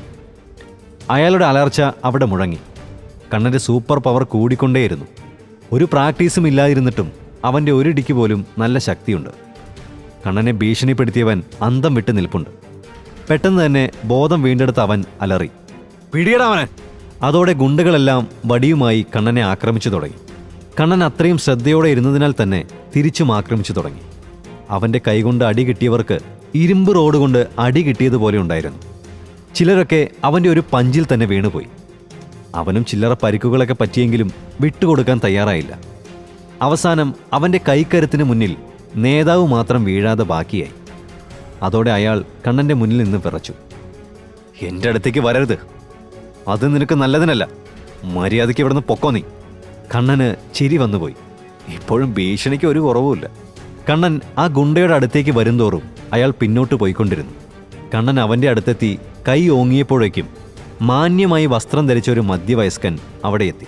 മോനെ, നീ നന്നായിട്ട് തന്നെ ഫൈറ്റ് ചെയ്തു, പക്ഷേ ഇനി അതിൻ്റെ സമയം കഴിഞ്ഞു. ഇനി ഇതിൻ്റെ സമയമാണ്. അയാളുടെ കയ്യിലെ തോക്കിലേക്ക് കണ്ണൻ്റെ നോട്ടം പോയി. അയാൾ കുറേ നേരമായി സ്ഥലം മാറി തൻ്റെ കാറ് പാർക്ക് ചെയ്ത് ഇവരുടെ ഫൈറ്റ് കാണുകയായിരുന്നു. തോക്ക് കണ്ട കണ്ണൻ ആകെ കുഴങ്ങിപ്പോയി. ഇനി നീ ഒന്ന് അനങ്ങിയ അതോടെ നിന്നെ ഞാൻ തീർക്കും. കണ്ണൻ ഒരു റിസ്ക് എടുക്കാൻ തയ്യാറായില്ല. അതുകൊണ്ട് ക്ഷമയോടെ കാത്തിരിക്കുന്നതാണ് നല്ലതെന്ന് അവന് തോന്നി. ടൈഗർ വരുന്നതിൻ്റെ ഒരു ലക്ഷണവും കാണാനില്ല. അദ്ദേഹം വന്നാൽ എളുപ്പം രക്ഷപ്പെടാമായിരുന്നു എന്ന് അവൻ ഓർത്തു. ചന്ദ്രശേഖരൻ ആ സമയം ഗുണ്ടകളെ വഴക്ക് പറയുന്നുമുണ്ട്. നിന്നെ ഒന്നും കൊണ്ട് ഒരു പ്രയോജനവും ഇല്ലടാ. ഒരു ചള്ളു ചക്കനെ പിടിച്ചോണ്ട് വരാൻ പറഞ്ഞിട്ട് തല്ലും കൊണ്ട് റോഡിൽ കിടക്കുക നാറികൾ. ഇവനെ പിടിച്ച് കാറിലിട്ടിട്ട് പേസിലേക്ക് കൊണ്ടുപോവാ. അതോടെ ഗുണ്ടാ നേതാവ് ഒരു കയറ് കൊണ്ട് കണ്ണൻ്റെ കൈകൾ കെട്ടാൻ തുടങ്ങി. എന്തായി മോനെ ഇപ്പോൾ? നിന്റെ സമയം ഇപ്പോൾ ഭയങ്കര മോശം. ഇനിയുള്ളതൊക്കെ നീ അനുഭവിച്ചോ. അയാൾ കണ്ണൻ്റെ കൈകെട്ടി കാറിലേക്ക് കയറ്റി. അല്പസമയത്തിനകം ആ കാർ ടൗണിന് പുറത്തുള്ള വിജനമായ ഒരു പഴയ ഫാക്ടറിയിലേക്ക് എത്തി. കണ്ണനെ കാറിൽ നിന്ന് ഇറക്കിയപ്പോൾ ഫാക്ടറിയിൽ നിന്ന് ഒരാൾ പുറത്തേക്ക് വരുന്നത് കണ്ടു. അത് ഋഷിയാണെന്ന് കണ്ണന് മനസ്സിലായി. ഋഷി കണ്ണൻ്റെ അടുത്തേക്ക് വന്നതും ചന്ദ്രശേഖരൻ ബഹുമാനത്തോടെ അവൻ്റെ അടുത്തേക്ക് ചെന്നു. സാർ, പറഞ്ഞതുപോലെ നിങ്ങളുടെ ശത്രുവിനെ കൊണ്ടുവന്നിട്ടുണ്ട്. ഇനി ഞാൻ എന്താ ചെയ്യേണ്ടതെന്ന് പറഞ്ഞോളൂ. ആദ്യം ഞാനും അവനും തമ്മിലുള്ള പഴയ കണക്കുകളൊക്കെ ഒന്ന് പറഞ്ഞു തീർക്കട്ടെ, എന്നിട്ടാവാം അടുത്ത സ്റ്റെപ്പ്. ഋഷി പറയുന്നത് കേട്ട് അയാൾ ചിരിച്ചു. തന്നെ ആക്രമിക്കാൻ ആളെ വിട്ടത് ഋഷി ആയിരിക്കുമെന്ന് ആദ്യമേ കണ്ണന് സംശയമുണ്ടായിരുന്നു. അതുകൊണ്ട് തന്നെ അവനെ അവിടെ കണ്ടപ്പോൾ കണ്ണന് വലിയ അത്ഭുതമൊന്നും തോന്നിയിരുന്നില്ല. നീ ഇതെന്തൊക്കെയാ ഋഷി കാണിച്ചു കൂട്ടുന്നത്?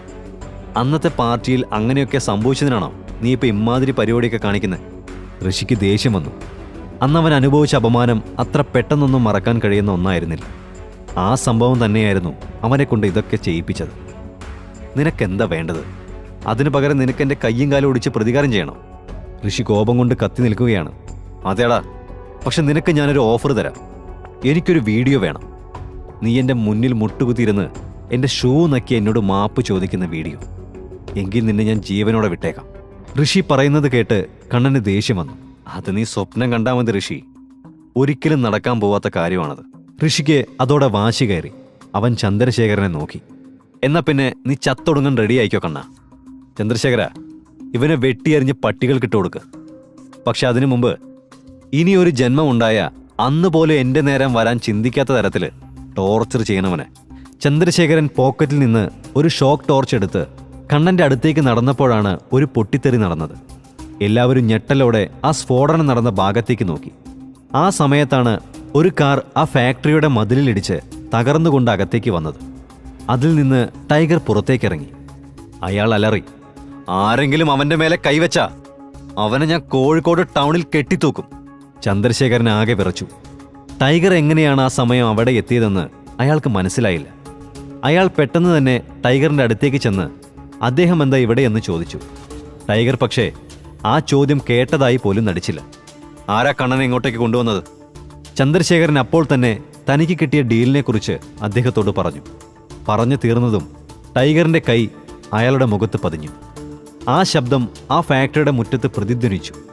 ആ അടിയോടെ ചന്ദ്രശേഖരൻ നിലത്തേക്ക് വീണു. കണ്ണനെ കെട്ടിയിട്ടിരിക്കുന്നത് കണ്ട ടൈഗർ അവന്റെ അടുത്തേക്ക് ചെന്ന് കെട്ടയച്ചു വിട്ടു. നീ ഓക്കെ അല്ലേ കണ്ണ? അവന്മാരെ നിന്നെ ഉപദ്രവിച്ചോ? കണ്ണൻ നന്ദിയോടെ ടൈഗറിനെ കെട്ടിപ്പിടിച്ചു. ഇല്ല സാർ, ഞാൻ ഓക്കെയാണ്. ടൈഗർ അവനെ അടർത്തി മാറ്റി. എന്നിട്ട് ദേഷ്യത്തോടെ എല്ലാവരെയും ഒന്ന് നോക്കി. എന്നിട്ട് കണ്ണനോടായി പറഞ്ഞു, ഇനി ഇവിടുത്തെ കാര്യം ഞാൻ നോക്കിക്കോളാം. ഒരൊറ്റ ഒരുത്തിന് ഇവിടുന്ന് നടന്നുകൊണ്ട് പുറത്തേക്ക് പോവില്ല.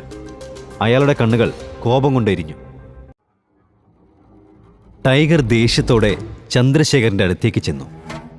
അയാളുടെ കോളറിൽ പിടിച്ചെഴുന്നേൽപ്പിച്ച് തുടരെ തുടരെ ടൈഗർ അയാളെ മർദ്ദിച്ചു. ചന്ദ്രശേഖരന്റെ വായിൽ നിന്ന് രക്തമൊഴുകാൻ തുടങ്ങി. കണ്ണനെ ഉപദ്രവിച്ചതിലുള്ള ദേഷ്യം വാക്കിലൂടെയും അദ്ദേഹം പ്രകടിപ്പിച്ചു. ചന്ദ്രശേഖരനെ ടൈഗർ നിലത്തിട്ട് ചവിട്ടിക്കൂട്ടി. ടൈഗറിനോട് മാപ്പ് പറയാനുള്ള ശക്തി പോലുമില്ലാതെ ചന്ദ്രശേഖരൻ അബോധാവസ്ഥയിലായി. ഇതെല്ലാം കണ്ടുനിന്ന ഋഷിക്ക് ശരീരം മുഴുവൻ വിറയ്ക്കാൻ തുടങ്ങി. ചന്ദ്രശേഖരന് ശേഷം തൻ്റെ ഊഴമാണെന്ന് അവന് നന്നായിട്ടറിയാമായിരുന്നു. അതുകൊണ്ട് തന്നെ തല്ലുകൊള്ളുന്നതിന് മുൻപായി അവൻ ടൈഗറിൻ്റെ മുന്നിൽ മുട്ടുകുത്തി. എന്നോട് ക്ഷമിക്കണം ടൈഗർ, ഇനി ഞാൻ ഇങ്ങനെയൊന്നും ആവർത്തിക്കില്ല. അച്ഛനെ ഓർത്തെങ്കിലും എന്നോട് ക്ഷമിക്കണേ. പക്ഷേ അദ്ദേഹത്തിൻ്റെ ദേഷ്യം അങ്ങനെ പെട്ടെന്ന് മാറുന്നതൊന്നുമായിരുന്നില്ല. കാലുയർത്തി ഒറ്റ ചവിട്ടായിരുന്നു. അതോടെ ഋഷി നിലത്തേക്ക് മറിഞ്ഞു വീണു. നിന്നോട് ഞാൻ പറഞ്ഞതല്ലടാ അവനെ തൊടുന്ന കാര്യം ഒന്ന് ചിന്തിക്കാൻ കൂടി പാടില്ലെന്ന്. എന്നിട്ടിപ്പോ നിന്റെ അപ്പനെ ഓർത്ത് ഞാൻ നിന്നെ വെറുതെ വിടണമല്ലേ? പറഞ്ഞതിനൊപ്പം തന്നെ ടൈഗർ അവനെ മർദ്ദിക്കാൻ തുടങ്ങി. ടൈഗർ തന്നെ വിടില്ലെന്ന് മനസ്സിലാക്കിയ ഋഷി കണ്ണൻ്റെ കാലിലേക്ക് വീണു. കണ്ണാ, ഞാൻ നിന്റെ ക്ലാസ്മേറ്റ് അല്ലടാ, എന്നോട് ക്ഷമിക്കേ. ഇനി നിന്റെ മുന്നിൽ പോലും ഞാൻ വരില്ല. എന്നെ തല്ലലെന്ന് പറ. കണ്ണൻ തൻ്റെ കാലിൽ കിടന്നവനെ ഒന്ന് നോക്കി. നീ ഇന്ന് ചെയ്തത് ഓർക്കുമ്പോൾ നിന്നെ എനിക്ക് എൻ്റെ ക്ലാസ്മേറ്റ് ആയിട്ട് കാണാൻ കഴിയുന്നില്ല ഋഷി. ഋഷിക്ക് മുന്നിൽ രക്ഷപ്പെടാനുള്ള ഒരു വഴിയുമില്ലായിരുന്നു. പെട്ടെന്ന് അവൻ സ്വന്തം കവിളിൽ തന്നെ ആഞ്ഞു തല്ലിക്കൊണ്ടിരുന്നു. അവസാനം അവൻ്റെ വായിൽ നിന്ന് രക്തം വരുന്നത് വരെ അത് തുടർന്നു. എന്നിട്ട് വീണ്ടും കണ്ണൻ്റെ കാലിൽ വീണ് മാപ്പിരുന്നു. ക്ഷമിക്കാനുള്ള സമയമൊക്കെ കഴിഞ്ഞു. ഇനി നിനക്ക് എന്ത് സംഭവിച്ചാലും അതിൻ്റെ ഉത്തരവാദി നീ തന്നെയായിരിക്കും. ടൈഗർ സാർ, കൊല്ലരുത്. പക്ഷെ ജീവിതകാലം മുഴുവൻ ഓർത്തിരിക്കാൻ പാകത്തിലുള്ള ഒരു സമ്മാനം അവന് കൊടുക്കണം. ടൈഗർ ഒന്ന് പുഞ്ചിരിച്ച് കാര്യങ്ങൾ കാത്തിരുന്ന് കാണാൻ പറഞ്ഞപ്പോൾ കണ്ണൻ കാര്യങ്ങളെല്ലാം ഡീൽ ചെയ്തോളം പറഞ്ഞ് അവിടെ നിന്നും യാത്ര പറഞ്ഞിറങ്ങി. പുറത്തേക്ക് ഇറങ്ങുമ്പോൾ ഋഷിയുടെ നിലവിളി അവന് വ്യക്തമായി കേൾക്കാമായിരുന്നു. ആ സമയത്ത് കണ്ണൻ്റെ മനസ്സിൽ ഒരല്പം ദയ പോലും ഉണ്ടായിരുന്നില്ല. കണ്ണൻ നേരെ ഹോസ്പിറ്റലിലേക്കാണ് പോയത്. അപ്പൂപ്പൻ്റെ സർജറി കഴിഞ്ഞ് അദ്ദേഹം സുഖം പ്രാപിച്ച് വരികയാണെന്ന് കണ്ണൻ അറിഞ്ഞിരുന്നു. കുറച്ച് പഴങ്ങളും വാങ്ങി മുറിയിലേക്ക് ചെന്നപ്പോൾ അവരുടെ ചില ബന്ധുക്കൾ അവിടെ ഉണ്ടായിരുന്നു. വർഷങ്ങളായിട്ട് ഒരറിവുമില്ലാത്ത ആളുകളാണ്. കൂട്ടത്തിൽ സുജിത്ത് കണ്ണനെ കണ്ട ഉടനെ അവൻ്റെ അടുത്തേക്ക് ചെന്ന് കുശലാന്വേഷണം നടത്തി. കണ്ണന് അവരെയൊന്നും അത്ര പിടുത്തമില്ല. പിന്നെ വന്നു കയറിയവരോട് ഇടയേണ്ട എന്ന് കരുതി തൻ്റെ അങ്കിളിനോട് മര്യാദ കാണിച്ചു. അയാൾ തൻ്റെ കൂടെ ഭാര്യയും മകനും വന്നിട്ടുണ്ടെന്ന് അറിയിച്ചു. കണ്ണൻ മര്യാദയുടെ പേരിൽ അവിടെയുള്ളവരോടൊക്കെ കുശലം പറഞ്ഞു. ആ സമയത്താണ് സുജിത്തിൻ്റെ ഭാര്യ രേഖ അവനോട് ജോലിയുടെ കാര്യമൊക്കെ ചോദിച്ചത്. കണ്ണൻ ജോലി ഉപേക്ഷിച്ചു എന്ന് കേട്ടതും എല്ലാവരും ഞെട്ടി. നിനക്ക് നാണമില്ലേ കണ്ണ, ജോലിയും കളഞ്ഞ് ഇങ്ങനെ വന്ന് നിൽക്കാൻ? നിങ്ങളുടെ ചെലവൊക്കെ എങ്ങനെ കഴിഞ്ഞു പോകുന്ന? കണ്ണന് അവർ പറയുന്നതൊന്നും ഇഷ്ടപ്പെടുന്നുണ്ടായിരുന്നില്ല. അപ്പോഴേക്കും കണ്ണന്റെ അച്ഛനും അപ്പൂപ്പനും അകത്തേക്ക് വന്നു. അവരെ കണ്ടിട്ടും സുജിത്തും കുടുംബവും കണ്ണനെ കളിയാക്കുന്നത് നിർത്താൻ തയ്യാറായിരുന്നില്ല. കണ്ണന് നല്ല ദേഷ്യം വന്നു തുടങ്ങിയിരുന്നു. അവൻ മറുപടി പറയാൻ വാ തുറന്നപ്പോഴാണ് വാതിൽ തുറന്ന് ആശുപത്രി ചെയർമാൻ ജോർജ് സെബാസ്റ്റ്യൻ അകത്തേക്ക് വന്നത്. അയാളെ കണ്ടതും സുജിത്ത് സന്തോഷത്തോടെ അയാളുടെ അടുത്തേക്ക് ചെന്നു. ഹലോ ജോർജ്, ഞാൻ നിങ്ങളെ കാണാൻ വേണ്ടി മാത്രം ഇങ്ങോട്ട് വന്നത്. ഇപ്പം മീറ്റിങ്ങിലാണെന്ന് അറിഞ്ഞു, അതുകൊണ്ടാണ് ശല്യം ചെയ്യാതിരുന്നത്. അപ്പൂപ്പൻ്റെ സുഖവിവരം അറിയാൻ എത്തിയതായിരുന്നു ജോർജ്. അവിടെ സുജിത്തിനെ അയാൾ പ്രതീക്ഷിച്ചിരുന്നില്ല. അതുകൊണ്ട് തന്നെ ജോർജ് അയാൾക്ക് മറുപടിയൊന്നും കൊടുത്തില്ല. ജോർജ്, എൻ്റെ അച്ഛന് വയ്യാതിരിക്കുക, ഒരു സർജറി വേണ്ടിവരുമെന്നാ പറഞ്ഞത്. പക്ഷെ അടുത്ത വർഷത്തേക്കാണ് സമയം കിട്ടിയത്. ജോർജ്, പ്ലീസ് ഞങ്ങളെ ഒന്ന് ഹെൽപ്പ് ചെയ്യണം. പകരം നിങ്ങൾക്ക് എന്ത് വേണമെങ്കിലും ഞങ്ങൾ തരാം. അയാൾ പറയുന്നത് കേട്ട ജോർജ് കണ്ണനെ നോക്കി. കണ്ണൻ വർമ്മ ഗ്രൂപ്പിന് വളരെ വേണ്ടപ്പെട്ട ആളാണെന്നും അയാളുടെ അടുത്ത ആളുകൾ മാത്രമേ ആ മുറിയിൽ ഉണ്ടാകൂവെന്നും ജോർജിനറിയാം. അയാൾ താൻ മറുപടി പറയുന്നതും കാത്തു നിൽക്കുകയാണെന്ന് കണ്ണന് മനസ്സിലായി. കണ്ണൻ ഇല്ലെന്ന് തലയാട്ടി. ലുക്ക് മിസ്റ്റർ, എനിക്ക് നിങ്ങളെ സഹായിക്കാൻ ഇപ്പോൾ കഴിയില്ല, വെയിറ്റ് ചെയ്യേണ്ടി വരും. ശേഷം ജോർജ് കണ്ണനെ അടുത്തേക്ക് വിളിച്ച് സ്നേഹത്തോടെ സംസാരിച്ചു. കണ്ണ, അപ്പൂപ്പനിപ്പോൾ ഒരു കുഴപ്പമില്ല. ഞങ്ങളുടെ ഭാഗത്തുനിന്ന് മികച്ച ട്രീറ്റ്മെൻറ്റ് തന്നെ അദ്ദേഹത്തിന് പ്രൊവൈഡ് ചെയ്തേ. എന്നാലും എന്ത് പ്രശ്നം വന്നാലും എപ്പോൾ വേണമെങ്കിലും എൻ്റെ പേഴ്സണൽ നമ്പറിലേക്ക് നിനക്ക് വിളിക്കാം. അത് കേട്ടതും കണ്ണനൊന്ന് പുഞ്ചിരിച്ചു. ഒരുപാട് നന്ദിയുണ്ട് സാർ, നിങ്ങൾ ഒരുപാട് ഹെൽപ്പ് ചെയ്തു. നിങ്ങൾക്ക് എപ്പോഴെങ്കിലും എൻ്റെ ആവശ്യം വന്നാൽ വിളിക്കാൻ മടിക്കരുത്. ജോർജ് ഇനിയൊരു പരാതിക്ക് അവസരം തരില്ലെന്ന് ചിരിയോടെ കണ്ണനോട് പറഞ്ഞു. ഈ സമയം ഇവരുടെ സംസാരം കേട്ടുകൊണ്ടു നിന്ന ബന്ധുക്കളെല്ലാം അന്തം വിട്ടു നിൽക്കുകയാണ്. ജോർജ് അത്രയും ബഹുമാനത്തോടെയാണ് കണ്ണനോട് സംസാരിക്കുന്നത്. വായടഞ്ഞു പോയ സുജിത്ത് തൻ്റെ കയ്യിലുള്ള ആപ്പിളിൻ്റെ കവർ കണ്ണൻ്റെ നേർക്ക് നീട്ടിയെങ്കിലും അവനത് വാങ്ങാൻ കൂട്ടാക്കിയില്ല. മര്യാദയ്ക്ക് എല്ലാം എടുത്തുകൊണ്ട് പൊക്കോണം. നിങ്ങളെൻ്റെ അപ്പൂപ്പനെ കാണാനല്ലല്ലോ, വേറെ ആരെയോ കാണാനല്ലേ ഇങ്ങോട്ടേക്ക് വന്നത്. അതുകൊണ്ട് ഇവിടെ ഇപ്പം നിങ്ങളുടെ ആവശ്യമില്ല, ഇറങ്ങിപ്പോ. സുജിത്തും കുടുംബവും അവിടുന്ന് നാണം കെട്ടിറങ്ങി. ജോർജ് കണ്ണൻ്റെ ചുമലിൽ കൈവച്ചു. അവൻ നിന്നോടും നിന്റെ കുടുംബത്തോടുമൊക്കെ എങ്ങനെ പെരുമാറുമെന്ന് എനിക്കറിയാം. നീ ചെയ്തതാണ് ശരി. ഇവരോടൊക്കെ ഇങ്ങനെ പെരുമാറാനേ കഴിയുള്ളൂ. എന്നാൽ കണ്ണൻ സുജിത്തിൻ്റെ അച്ഛൻ്റെ സർജറി വൈകിക്കാതെ ചെയ്തു കൊടുക്കാമോ എന്ന് അപേക്ഷിച്ചപ്പോൾ ജോർജ് അമ്പരന്ന് പോയി. സ്വാർത്ഥരായ അവരെ പോലെയുള്ളവരെയൊക്കെ സഹായിക്കാൻ അവൻ എങ്ങനെ കഴിയുന്നു എന്നോർത്ത് അയാൾ ആശ്ചര്യപ്പെട്ടു. അത് സാർ, സുജിത്തങ്ങളുടെ അച്ഛൻ അപ്പൂപ്പൻ്റെ അടുത്ത ഫ്രണ്ടാ, അതുകൊണ്ടാണ് ഞാൻ സർജറി പെട്ടെന്ന് നോക്കാമെന്ന് ജോർജ് സന്തോഷത്തോടെ തന്നെ അവന് വാക്കുകൊടുത്തു. പിറ്റേന്ന് രാവിലെ കണ്ണൻ വർമ്മ ഗ്രൂപ്പിൻ്റെ ഹെഡ് ഓഫീസിലേക്ക് പോയി. നഗരത്തിലെ ഏറ്റവും വലിയ കെട്ടിടങ്ങളിലൊന്നായിരുന്നു അത്. എന്നാൽ അങ്ങോട്ട് കയറാൻ പോയ കണ്ണനെ സെക്യൂരിറ്റി തടഞ്ഞു വെച്ചു. ഋതിക പറഞ്ഞിട്ട് അവരുടെ അതിഥിയായിട്ടാണ് അവൻ വന്നതെന്ന് പറഞ്ഞെങ്കിലും അവൻ്റെ വസ്ത്രധാരണം കണ്ട സെക്യൂരിറ്റി അവനെ അപമാനിച്ചു വിട്ടു. നീ ഋതിക മേഡത്തിൻ്റെ അതിഥിയാണെങ്കിൽ ഞാൻ ഈ നാടിൻ്റെ പ്രധാനമന്ത്രിയാണ്. ഒരു അതിഥി വന്നേക്കുന്നു, മര്യാദയ്ക്ക് പോയില്ലെങ്കിലേ നിന്നെ ഞാൻ ചവിട്ടി പുറത്താക്കും, ഇറങ്ങിപ്പോടാ. കണ്ണൻ അയാളോട് മറുപടി പറയുന്നതിന് മുമ്പ് തന്നെ ആരോ അവൻ്റെ പേര് വിളിക്കുന്നത് കേട്ട് അവൻ തിരിഞ്ഞു നോക്കി. ഹേ കണ്ണാ, നീ എന്താ ഇവിടെ? ഗേറ്റിൽ നിന്ന് ഗാർഡിനോട് തർക്കിക്കുകയായിരുന്ന കണ്ണൻ ശബ്ദം കേട്ട് തിരിഞ്ഞു നോക്കിയപ്പോഴാണ് കോട്ടും ഷൂസുമൊക്കെ ധരിച്ച് തൻ്റെ നേരെ വരുന്ന നീരജിനെ കണ്ടത്. കുറച്ചുകാലം മുൻപ് വരെ നീരജ് കണ്ണനോടൊപ്പം വർമ്മ ഗ്രൂപ്പിൻ്റെ സ്റ്റോറിലായിരുന്നു. പിന്നീട് ഏതോ ബന്ധുവിൻ്റെ റെക്കമെൻഡേഷൻ കാരണം ഹെഡ് ഓഫീസിലേക്ക് മാറിയതാണ്. ഗാർഡ് ഋതിക വിളിച്ചിട്ടാണ് അവൻ വന്നതെന്ന് പറഞ്ഞപ്പോൾ നീരജ് അവനെ പരിഹസിച്ചു. മേഡം വിളിച്ചിട്ടോ? സത്യം പറടാ, ജോലിക്ക് വേണ്ടി തെണ്ടാനല്ലേ നീ വന്നത്? നീരജ് അതും പറഞ്ഞ് പൊട്ടിച്ചിരിച്ചപ്പോൾ അവിടെ ഉണ്ടായിരുന്ന സെക്യൂരിറ്റികളും അവൻ്റെ കൂടെ കൂടി. ആ സമയത്താണ് ഋതിക അസിസ്റ്റന്റുമായി അങ്ങോട്ടേക്ക് ചെന്നത്. അതോടെ എല്ലാവരും ബഹുമാനം കാണിക്കാൻ തുടങ്ങി. ഇവന്മാരുടെയൊക്കെ പേര് നോട്ട് ചെയ്തോ, അക്കൗണ്ട്സ് ഒക്കെ ക്ലിയർ ചെയ്ത് ഇപ്പൊ തന്നെ പറഞ്ഞു വിട്ടേക്ക്. ഋതിക പറയുന്നത് കേട്ട് എല്ലാവരും ഞെട്ടിപ്പോയി. നീരജ് ഓടിച്ചെന്ന് മാപ്പ് ചോദിച്ചെങ്കിലും ഋതിക കേട്ട ഭാവം വെച്ചില്ല. ഇഡിയറ്റ്, എല്ലാം കെട്ടിപ്പെറുക്കി ഇപ്പൊ ഇറങ്ങിക്കോണം ഇവിടുന്ന്. കണ്ണാ, ഇപ്പൊ ഇവിടുന്ന് നീ നേരിട്ട അപമാനത്തിന് ഞാൻ മാപ്പ് ചോദിക്കുന്നു. പ്ലീസ് ദേഷ്യപ്പെടരുത്.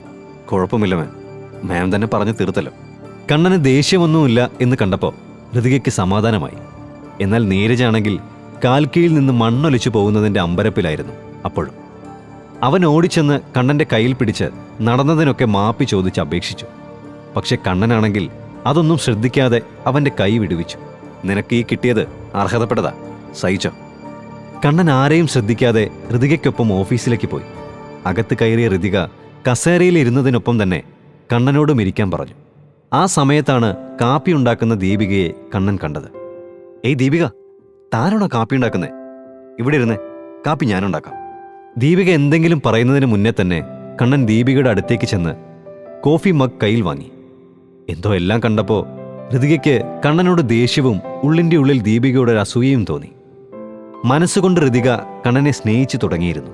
അവൾ തന്നെ തന്നെ എന്തൊക്കെയോ പറഞ്ഞ് വിശ്വസിപ്പിക്കാൻ ശ്രമിച്ചു. അവസാനം ഇങ്ങനെ എല്ലാവരോടും ശൃംഗരിക്കുന്ന ഒരുത്തനെ എന്തിനാണ് ഇഷ്ടപ്പെടുന്നതെന്ന് സ്വയം പറഞ്ഞ് പഠിപ്പിച്ചു. ഋതിക മാം, ഈ കരാർ സമ്മതിച്ചതിനും എന്നെ സഹായിച്ചതിന് ഒരുപാട് നന്ദിയുണ്ട്. എന്തിനാ കണ്ണാ നമ്മുടെ ഇടയിൽ ഈ ഫോർമാലിറ്റി? ഈ കോൺട്രാക്ട് കൊണ്ട് നമുക്ക് രണ്ടാൾക്കും ഗുണം ഉണ്ടാകുമെന്ന് തെളിയിച്ചാൽ മതി. അതുപോലെ നമ്മുടെ കിങ്ഡം ജ്വല്ലറിയിലെ ഒരു ജനറൽ മാനേജറിനെ വേണം. ആ പോസ്റ്റിലേക്ക് പറ്റി ആരെങ്കിലും ഉണ്ടോ? ഋതിക അങ്ങനെ ഒരാളുണ്ടെന്നും അയാളെ ഇങ്ങോട്ട് വിളിച്ചിട്ടുണ്ടെന്നും കണ്ണനെ അറിയിച്ചു. കണ്ണൻ എന്നാൽ അയാളെ ഒന്ന് പരീക്ഷിക്കണമെന്ന് ഋതികയോട് പറഞ്ഞു. ഒപ്പം തന്നെക്കുറിച്ച് അയാളോടൊന്നും പറയരുതെന്നും. അത് ഋതികയ്ക്ക് അല്പം വിചിത്രമായി തോന്നിയെങ്കിലും മിഖായേലിനെ വിളിക്കാൻ ദീപികയെ പറഞ്ഞുവിട്ടു. അല്പം കഴിഞ്ഞപ്പോൾ മിഖായേലും ദീപികയും അകത്തേക്ക് വന്നു. വരൂ മിഖായൽ. കണ്ണ, ഇതാ ഞാൻ പറഞ്ഞയാള്. ഇത് മിഖായൽ. എന്റെ കൂടെ കോളേജിലുണ്ടായിരുന്നു. അതിനുശേഷം UK-യിൽ പോയിട്ട് MBA ചെയ്തു. മിഖായൽ, ഇത് കണ്ണൻ. മിഖായേൽ കണ്ണനെ നോക്കി മനസ്സില്ലാ മനസ്സോടെയാണ് കൈകൂപ്പിയത്. അവനെ നോക്കിയപ്പോൾ തന്നെ കോളേജ് കാലം തൊട്ട് അവന് ഋതികയെ ഇഷ്ടമായിരുന്നുവെന്ന് കണ്ണന് മനസ്സിലായി. കണ്ണനെ അവനെ പിടിച്ചിട്ടില്ലെന്നും. മിഖായലിനോട് ഞാൻ കമ്പനിയുടെ പ്ലാൻ പ്രസന്റേഷൻ തയ്യാറാക്കാൻ പറഞ്ഞത് എന്തായി? ഫുള്ളായിട്ടുണ്ട്. ഇതാ എല്ലാ ഡീറ്റെയിൽസും ഉണ്ട്. മിഖായേൽ ആ ഫയൽ ഋതികയ്ക്ക് കൊടുത്തു. ഋതിക ഫയൽ ഒന്ന് നോക്കി കണ്ണന് കൈമാറി. ഋതിക, നീ എന്തിനാ ഇയാൾക്ക് കൊടുത്തേ? അയാൾക്കിത് കണ്ടിട്ട് എന്ത് മനസ്സിലാവാനാ? ഇവനും ഇതുമായിട്ട് എന്ത് ബന്ധമുള്ളത്? കണ്ണൻ ഫയൽ നോക്കിക്കൊണ്ട് ഗൗരവത്തിൽ തന്നെ മറുപടി നൽകി. എന്തുകൊണ്ട് മനസ്സിലായില്ല? ഞാനൊന്ന് നോക്കട്ടെ. കണ്ണൻ ഫയൽ വിശദമായി നോക്കാൻ തുടങ്ങി. പക്ഷെ എല്ലാവരെയും പോലെ മിഖായേലും കണ്ണന്റെ രൂപഭാവത്തിൽ അവനെ വിലയിരുത്തി പരീക്ഷയിൽ പരാജയപ്പെട്ടിരുന്നു. ഇതിൽ കുറേ ഡാറ്റയുണ്ട്. ബിഗ് ഡാറ്റ സയൻസിൽ മാസ്റ്റേഴ്സ് ചെയ്യാത്ത ഒരാൾക്ക് അത് എളുപ്പമൊന്നും മനസ്സിലാവില്ല. So mister Kannan, please. പക്ഷെ കണ്ണൻ മിഖായേൽ പറയുന്നത് കേൾക്കാതെ ഫയൽ നോക്കുന്നത് തുടർന്നു. ഫയൽ മുഴുവൻ നോക്കി അത് മേശപ്പുറത്തേക്ക് വച്ചതിന് ശേഷം അവൻ മിഖായേലിനെ നോക്കി. നല്ല പ്രസന്റേഷൻ, പക്ഷേ ചില തെറ്റുകളുണ്ട്. ഡാറ്റാസ് മാനിപ്പുലേറ്റ് ചെയ്തതുപോലെ. അവൻ പറയുന്നത് കേട്ടപ്പോൾ മിഖായേലിന് ചിരി വന്നു. അവൻ പരിഹാസത്തോടെ പറഞ്ഞു, സീരിയസ്ലി? അതെ, ഇയാൾ കേട്ടിട്ട് പോലും ഉണ്ടാവില്ല. ഞാൻ ലണ്ടനിൽ പോയി MBA ചെയ്ത ആളാ. ഞാൻ ചെയ്ത പ്രസന്റേഷനിൽ തനിക്ക് എന്ത് തെറ്റാ തോന്നിയത്? താൻ ഫയലിൽ എഴുതിയേക്കുന്നത് അടുത്ത 2 വർഷത്തിനുള്ളിൽ കമ്പനി രാജ്യത്തുടനീളം 200-ലധികം സ്റ്റോഴ്സ് തുറക്കുമെന്ന്. എന്നിട്ട് എല്ലാ സ്റ്റോറിൻ്റെയും ഓപ്പണിംഗ് കോസ്റ്റ് ഒന്ന് തന്നെ എഴുതിയേക്കുന്നു. തനിക്ക് ചിലപ്പോൾ അറിയാൻ വഴിയില്ല, നമ്മുടെ മത്സരം വർമ്മ ഡയമണ്ട്സും RM ഗ്രൂപ്പുമായിട്ടാണ്. ആരാണോ ഇവിടുത്തെ ജ്വല്ലറി മാർക്കറ്റിൻ്റെ 80% കവർ ചെയ്തിരിക്കുന്നത് അവരുമായിട്ട്. മനസ്സിലായോ? അതിലെന്താ തെറ്റ്? നമ്മൾ നമ്മുടേതായ ഒരു മോണോപോളി ഉണ്ടാക്കിയെടുക്കുന്നു. കൂടാതെ 200 സ്റ്റോഴ്സ് എളുപ്പം തുറക്കാം. വർമ്മ ഗ്രൂപ്പിനെ ഒഴിവാക്കിയാൽ തന്നെ RM ഗ്രൂപ്പ് നമ്മുടെ പുറകെ കാണും. 2 വർഷത്തിനുള്ളിൽ ഇത്രയധികം സ്റ്റോറുകൾ തുറന്ന വലിയ തിരിച്ചടി നേരിടേണ്ടി വരും. നിങ്ങൾ ജ്വല്ലറി മാർക്കറ്റ് വേണ്ടതുപോലെ പഠിച്ചിട്ടില്ലെന്ന് തോന്നുന്നു. ഇത് കേട്ടപ്പോൾ മിഖായേലിന് കാര്യങ്ങൾ മനസ്സിലായി. അവൻ ഇന്ത്യയിലേക്ക് വന്നിട്ട് അധിക നാളായിട്ടില്ല. മാർക്കറ്റ് പഠിക്കാതെ അവൻ തന്ത്രങ്ങൾ മെനയുന്നതിൽ ശ്രദ്ധ കേന്ദ്രീകരിച്ചു. തെറ്റ് മനസ്സിലായ മിഖായേൽ മാപ്പ് പറഞ്ഞതിനൊപ്പം തന്നെ ഋതികയോട് അടുത്ത തവണ ബെറ്റർ ആക്കാമെന്ന് വാക്കും കൊടുത്തു. ഋതിക കണ്ണനെ നോക്കി. മിഖായേലിന് തൻ്റെ തെറ്റ് മനസ്സിലായെന്ന് ഉറപ്പുണ്ടായിരുന്ന കണ്ണൻ അവൻ ജനറൽ മാനേജരാകാൻ യോഗ്യനാണെന്ന് മനസ്സിലാക്കി. അവൻ ഋതികയെ നോക്കി കണ്ണുകൊണ്ട് ആംഗ്യം കാണിച്ചു. കുഴപ്പമില്ല മിഖായേൽ, തെറ്റുകളിൽ നിന്ന് വേണം പാഠങ്ങൾ പഠിക്കാൻ. അത് അംഗീകരിക്കാനുള്ള മനസ്സുണ്ടായാൽ മതി. ഇതുപോലൊരാളെയാണ് ഞങ്ങൾക്ക് വേണ്ടത്. ദെൻ ഇതാണ് കിങ്ഡം ജ്വല്ലറിയുടെ ചെയർമാനും സ്ഥാപകനുമായ മിസ്റ്റർ കണ്ണൻ.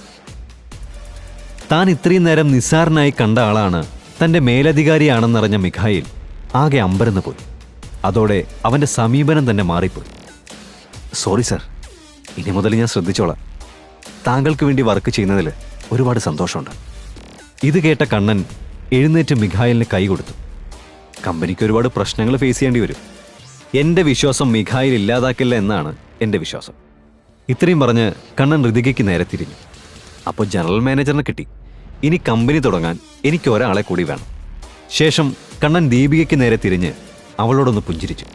അപ്പോൾ മിസ് ദീപിക, ഞങ്ങളുടെ കമ്പനിയിൽ ഡെപ്യൂട്ടി മാനേജർ പോസ്റ്റിലേക്ക് താങ്കൾ വരികയാണെങ്കിൽ ഞങ്ങൾ ഹാപ്പിയാവും. ദീപിക അന്തം വിട്ടുപോയി. കണ്ണൻ തന്നോട് ഫ്ലേർട്ട് ചെയ്യുന്നതിനിടെ തൻ്റെ കമ്പനിയിൽ ഇങ്ങനെയൊരു പോസ്റ്റ് വാഗ്ദാനം ചെയ്യുമെന്ന് അവൾ കരുതിയതല്ല. മറുപടി പറയാനാവാതെ അവൾ സ്തംഭിച്ചു നിന്നു. അവളുടെ കൈകളും കാലുകളും തണുത്തു പോയിരുന്നു.